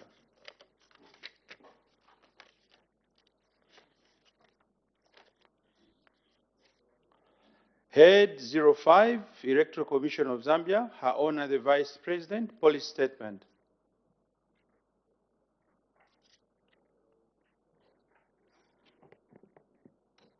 The Electoral Commission of Zambia 2024 budget estimates. Chairperson, I wish to thank you for giving me an opportunity to present the 2024 budget for the Electoral Commission of Zambia. The Electoral Commission of Zambia is an autonomous constitutional body established under Article 229, Subarticle 1 of the Constitution of Zambia. Since its establishment, the Commission has successfully conducted credible elections as follows. 6 general elections in 1996, 2001, 2006, 2011, 2016, and 2021. 2 presidential elections in 2008, presidential by-elections 2008 and 2015. Several National Assembly and local government by-elections and a referendum. Chairperson, Article 229 of the Constitution mandates the Commission to carry out the following constitutional functions. 1. Implement the electoral process. 2. Conduct elections and referenda. 3. Register voters. 4. Settle minor electoral disputes as prescribed. 5. Regulate the conduct of voters and candidates. 6. Accredit observers and election agents as prescribed. 7. Delimit electoral boundaries. And 8. Perform such other functions as prescribed. Further, the Electoral Process Act number 35 of 2016 empowers the Commission to perform, among other statutory functions, the following. 1. To make regulations providing for the registration of voters and for the manner of conducting elections. 2. To constitute conflict management committees and appoint conflict management officers for purposes of resolving minor electoral disputes. 3. To administer and enforce the Electoral Process Act and the Electoral Code of Conduct. 4. To provide voter education. The vision statement for the Electoral Commission of Zambia is a model electoral management body that meets the democratic aspirations of the Zambian people. The vision provides a clear sense of direction and responsibility for the institution in the eyes of its many local and international stakeholders. Chairperson, the mission statement for the Electoral Commission of Zambia is to effectively manage the electoral process to deliver credible elections. This mission statement expresses the fundamental purpose for the Commission's existence and provides a framework within which it operates and contributes to the democratic governance of the country. Overview of the 2023 operations. Chairperson, during the year 2023, the Commission opened 10 more registration centers in addition to the 10 provincial centers that were opened in June 2022. The new registration centers were opened in the following districts: Chongwe, Kabompo, Kitwe, Livingstone, Lundazi, Mbala, Mkushi, Nakonde, Nchelenge, and Sesheke districts. During the current year, 2023, the Commission has successfully carried out the following activities. 1. Continuous registration of voters, and so far, the Commission has registered a total number of 28,126 new registrations from 1st June 2022 to 30th September 2023. Continuous voter education in all the 20 districts conducting continuous registration of voters and districts whereby elections were conducted. And 3, conducted 10 ward councillor by-elections as at 25th October 2023. Chairperson, in the process of conducting these various electoral activities, the Commission carried out stakeholder engagement meetings, conducted conflict management activities, and other applicable statutory and constitutional functions. Chairperson, during the year 2023, the Commission has so far recorded a 65% funding towards the 2023 appropriated budget. This funding, Chairperson, has enabled the Commission to carry out its programs and sub-programs as planned. 2024 budget estimates. Chairperson, the Electoral Commission budget estimates for the year 2024 stands at 188,655,072 kwacha and are centered on the three strategic areas of focus of its 2023 to 2027 strategic plan as follows. 1. Election management, to enhance efficiency in the management of elections through effective and efficient implementation of the electoral process. 2. Communications and stakeholder engagements, to enhance stakeholder confidence and participation in the electoral process through regular engagements and awareness programs. 3. Institutional capacity, to continuously enhance skills, systems, processes, governance, and management structures to achieve optimum operational efficiency and effectiveness.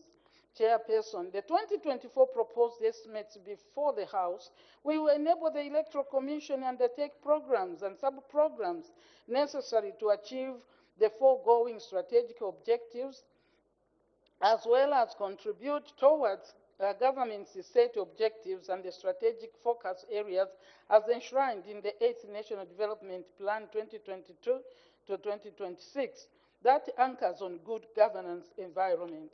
Chairperson, the following are the main programs and sub-programs that the Commission anticipates to carry out during the year 2024. 1. To continue undertaking the continuous registration of voters and open more registration centers across the country. To decentralize the operations of the Commission by opening offices in all the 10 provinces as stipulated in the Republican Constitution. This is also in line with the government's agenda to take the services closer to the people. Chairperson, this will enhance efficiency in the implementation of the electoral process. 3. To enhance communication and stakeholder engagement through various initiatives, including the use of digital communications technology. Further, ensure that the Commission is present at national and local events to conduct publicity and voter education. 5. To review electoral laws and procedures in order to enhance efficiency and effectiveness of the electoral process. And 6. To conduct by-elections which may arise due to various causes as outlined in the law. These programs, Chairperson, are critical and in conformity with the Commission's mandate as provided for by the laws of Zambia. I now seek, Chairperson, the support of the House in approving the Commission's budget. I thank you. Any further debate? Mr. Kambita. Thank you very much, Mr. Chairperson, for allowing me to debate the Electoral Commission's budget, which has just been presented by our Honor, the Vice President, in form of a ministerial statement to guide the debate.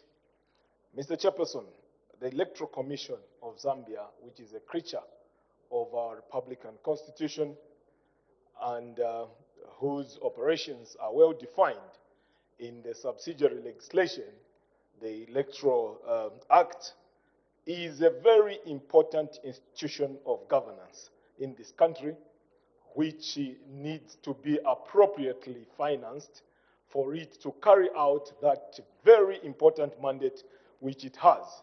Everybody in this house who has come into this house as a member of parliament was elected to come in here But it took that credible work that is done by this institution in order for us to achieve this democracy.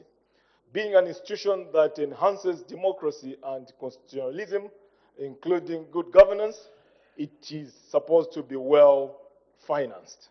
And that's why I'm supporting the budget that has been allocated to the Electoral Commission. I would actually call for more funding to this institution for the following reasons that I'm going to state in a nutshell. Madam Vice President, I seek your attention on this issue. I know the physical space is quite shrinked because of the obvious reasons of how we inherited this economy. However, the issue of delimitation is quite important, which is one function this institution is supposed to carry out. I know delimitation of constituencies would call for us to revisit the Constitution in order for constituencies to be delimited. However, the delimitation that is permissible at this stage, in my opinion, without touching the Constitution, is that of dividing the constituencies into wards. Some wards are too vast. I have an example of vast wards in my constituency, like Impidi ward, Nyakulenga ward. These are very big wards, which might be very problematic in terms of delivering services is concerned. So we need to finance this institution in order for them to carry out this exercise, at least before the 2026. If the physical space allows, I would suggest that the Constitution also be revisited to ensure that constituencies of this country are delimited. I'm thinking of a constituency like Mwinilunga, with more than 20 wards, 23 somewhere there. Such constituencies need to be delimited. Funds permitting in future, we need to delimitate such constituency. My own constituency, inclusive, Zambezi East, needs to be delimited. This is actually common to many other constituencies in this country, which are actually too big and they need to be delimited. Madam Speaker, the other issue I want to talk about is the conduct of elections. Conducting elections is an event that is well known. It is actually provided for in our Constitution. We know the date when the election will take place. However, sometimes our staff at the Electoral Commission of Zambia take this thing as if it's an emergency. And I'm speaking like this because I'm chairperson of the Committee on Parastatal Bodies, and I have had sight of the Auditor General's report. And most of the issues that the Auditor General raised were those issues where procurement processes were not followed. Procurement procedures were not followed because of the reasons that were advanced. Of course, that elections were an emergency and they needed certain emergency things to be done without looking at the procurement procedures. This is not an event that is not known. This institution needs to get ready well in advance, and therefore adequate financing of the institution will make them ready with the necessary equipment that they need and the necessary materials that they need to acquire before they have an election. In any case, a by-election can happen anytime. Therefore, these people need to be ready with the necessary equipment and materials all the time. And I wanted to talk about decentralization. It appears the Electoral Commission is heavily domiciled here in the capital city, relying on the local authorities' staff to implement certain operations which they are supposed to be accountable for. And this distorts the chain of command because they do not have complete and absolute control over those local authority staff. Therefore, I would like to make a clarion call that in future, let's look at making sure that this office is decentralized and should have its presence in each and every district. I know there are maneuvers which are being made, efforts which are being made to make them present in most of the provincial centers. But let's make sure that this is devolved the functions are devolved to the districts so that this institution can be more effective.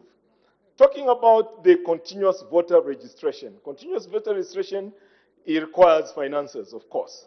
But this should be done alongside the national registration. And I would like to take this opportunity to call upon the Minister of Home Affairs. Please, let's hasten the steps to ensure that every eligible Zambian has a national registration card which will enable them to register as a voter, as this is moving alongside the registration, the continuous registration process. We have a situation where in far-flung areas like Katonto, I've heard in my constituency, there's a place called Kateji and Katonto.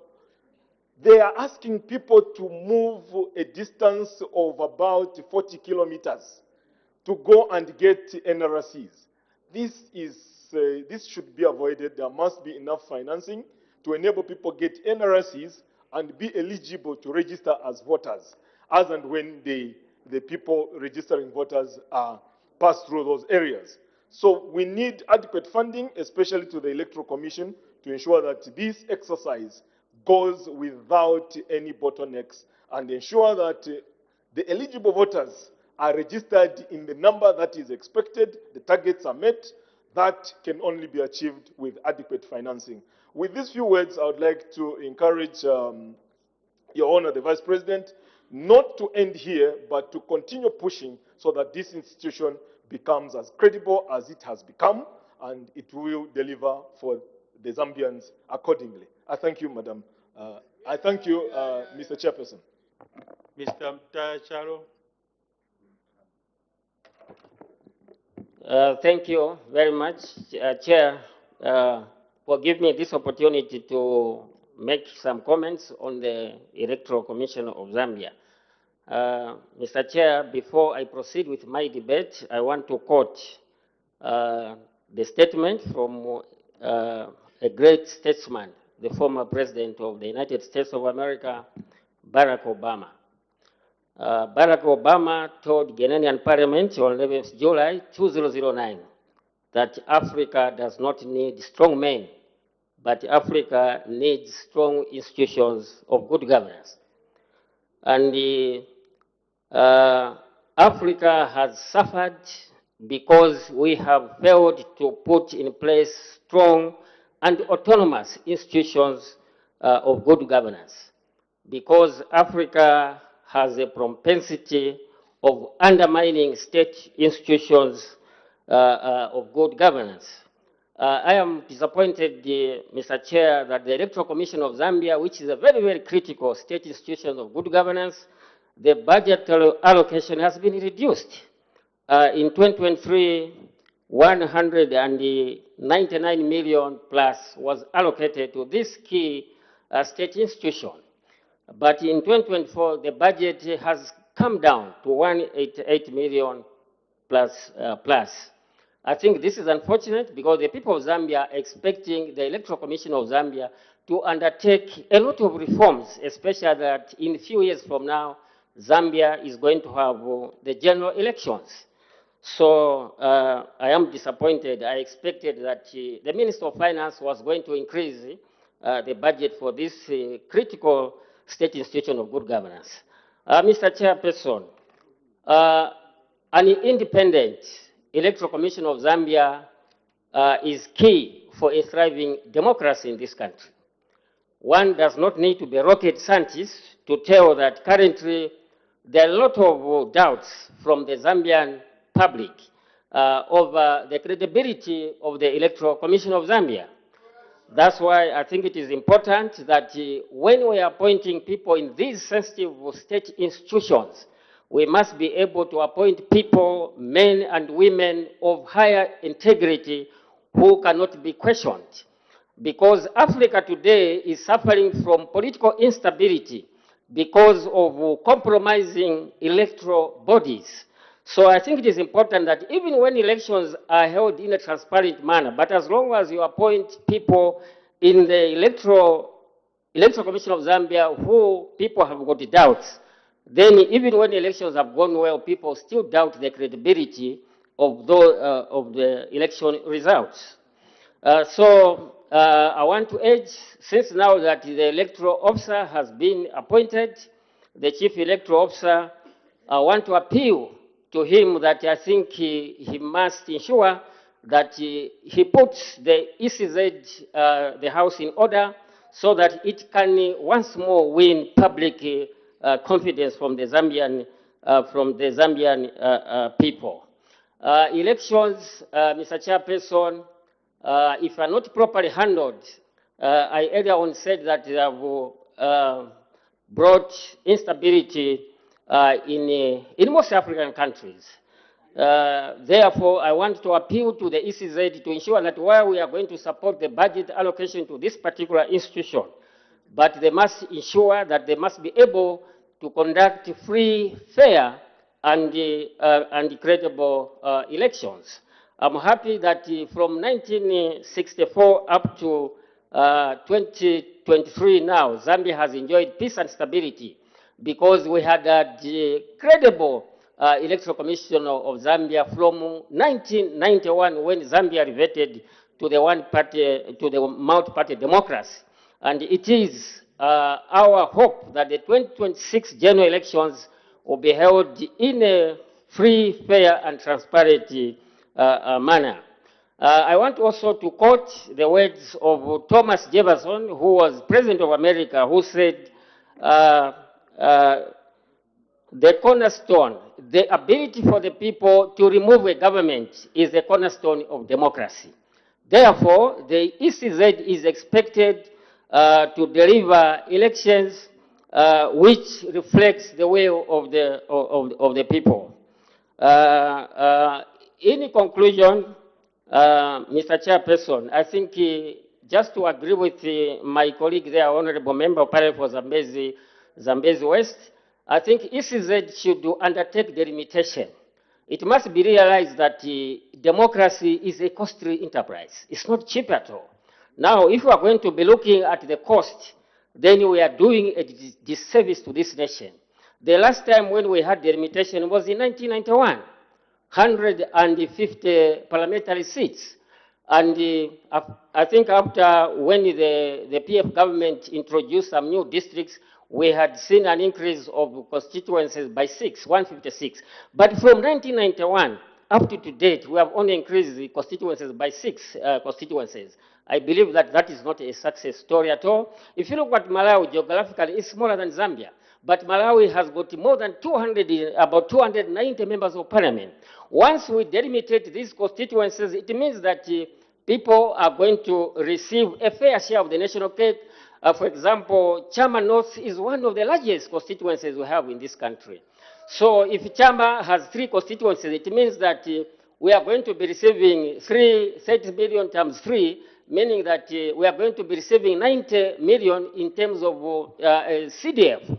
So it is my appeal that I think, yes, in the past, respective governments have come up with delimitation.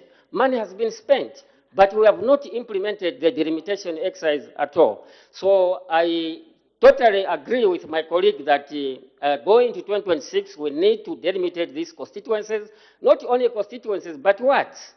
People are not able to move from one place to another to go and vote because of the distance in terms of polling the districts. So let's ensure that our people are able to vote within a walkable distance. We have got people who are old, who are not able to walk a long distance to go and cast their vote, because voting is a right which the ECZ must ensure that is done. So with those few remarks, Mr. Chairperson, I reluctantly support this budget. I expected that the government was going to increase the budget to ECZ so that ECZ is able to deliver to the expectation of the Zambian people. Thank you. Mr. Simushi. Thank you very much, Mr. Chairperson, for the opportunity granted to the people of Congo to add a few comments on the budget of the Electoral Commission of Zambia. From the onset, Mr. Chairperson, allow me to say that the people of Congo support this budget. However, the people of Congo are alive to the fact that the role that the Electoral Commission of Zambia plays in the governance and the democracy dispensation of this country is very critical. And therefore, the budget of 188.7 million that has been allocated to the Electoral Commission of Zambia, in my view, I feel it is not sufficient enough to enable the institution carry out its critical role of ensuring that the electoral process in the country is conducted in an efficient and effective manner. However, at the same time, the people of Congo are alive to the fact that this new Dawn administration is faced with fiscal constraints in as far as budgetary resources are concerned, and therefore, I know that the amount that has been given after serious consideration of the amount of money that we have in terms of our budgetary allocations. The role of the Electoral Commission of Zambia is very critical, and I would like to urge the new Dawn administration to ensure that this critical institution is supported not only financially, but also to ensure that the people that are employed at the Electoral Commission of Zambia are men and women of integrity, men and women who uphold democracy, men and women who be professional in the manner in which they carry out their mandate. Mr. Chairperson, I want to speak to the aspect of the continuous voter registration. And I think on this one, I would like to commend the New Dawn administration for making sure that they have managed to uphold one of the key functions of the Electoral Commission, where the Commission has been allowed to carry out continuous voter registration. And I think for this, the New Dawn administration must be commended, because this was not the case in the past. As people of Congo, we suffered in the previous administration when it came to the registration of voters, because we were perceived to be a stronghold of the UPND. And as a result, the previous administration made sure that the voter registration in Congo was suppressed, which was not a good thing.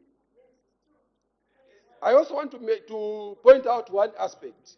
The people of Zambia are very much alive to the fact that the New Dawn administration has come to prevail where most previous administrations have failed. One of the areas that has been a source of concern is the manner in which the Electoral Commission of Zambia has been handling itself in the past. So my appeal to my government, the New Dawn administration, led by His Excellency President Hakainde Hichilema, is that let's do the right thing. Let's make sure that the Electoral Commission of Zambia is supported financially. Let's make sure that those that are employed in the Electoral Commission of Zambia are men and women of integrity. And I have no doubt that the 2026 election will be completely different from what we have seen in the past. Because I know that this government means well for the people of Zambia. This government is going to make sure that Zambia is developed, Zambia is peaceful now and even during the time of elections in 2026. Finally, I think I want to speak to the aspect that my colleagues have spoken to, which is the aspect of the limitation of constituencies. I think it's a very critical aspect, and I know that it requires resources, but I think as we move forward, it's one of those issues that are very critical. It will help even in the development process of our country. Because right now, the CTF that we are given, especially for some of us that have got vast constituencies, it's very difficult to make immediate impact because of the size of these constituencies and given the level of underdevelopment that these constituencies have suffered in the past. So when the limitation is done, I think it will add more value to CDF. When the limitation is done, we are going to see rapid and massive development, because then we'll be dealing with the manageable constituencies and the resources will be more or less enough to attend to the many development challenges that our country requires. Finally, I think I would like to say that the ECZ should take advantage of the conducive political, administrative, and governance environment that is existing under the New Dawn administration to make sure that it puts its house in order. Let it make sure that it calls for the right reforms that will allow itself to operate in an efficient and effective manner. Mr. Chairperson, with these few words, I would like to say the people of Congo support this budget for the Electoral Commission of Zambia. I thank you. Mr. Chanda. Mr. Speaker, Mr. Chairperson, I want to thank you for this opportunity to debate this very, very important head. In laying a foundation, thank you so much. As the time now is 12:55, I interrupt proceedings and committee work stands adjourned. The Committee of Supply will report progress and ask leave to sit again.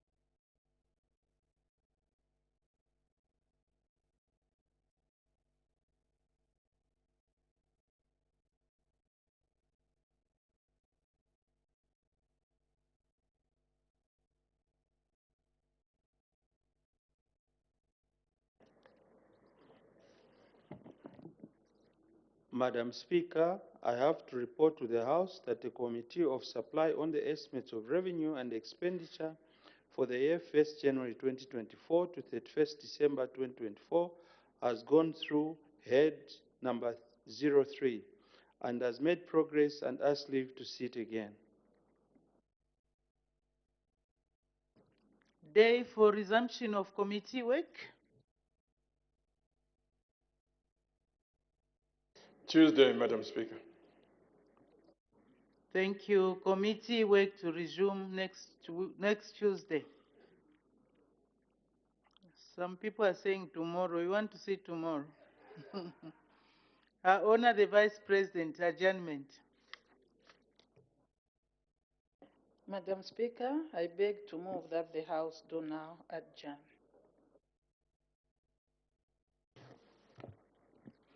The question is that the House do now adjourn. Any debate? Any objection?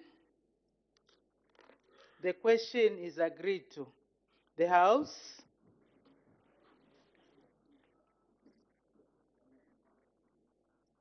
is now adjourned.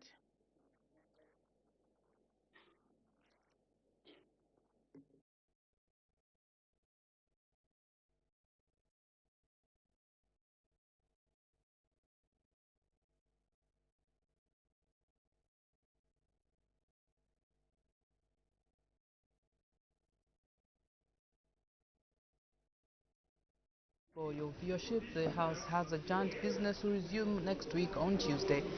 Time now to look at a business that has been considered on the floor of the House starting at 09 hours. Madam Speaker did make a ruling on a complaint by Honorable S. Mulusa, Member of Parliament, Government Chief Whip, against Mr. N. Chilangwa, Member of Parliament for Kawamba constituency for his unexplained absence from the sittings of the House since Tuesday, 6th June 2023. On 22nd June 2023, the chairperson of the Committee on Privileges and Absences received a letter from Honorable S. Mulusa MP, Government Chief Whip, informing the Committee on Privileges and Absences of the continued absenteeism of Mr. N. Chilangwa, Member of Parliament for Kawamba constituency from sittings of the House. In the letter, Honorable S. Mulusa MP informed the chairperson that Mr. N. Chilangwa MP had been absent from the sittings of the House without leave from either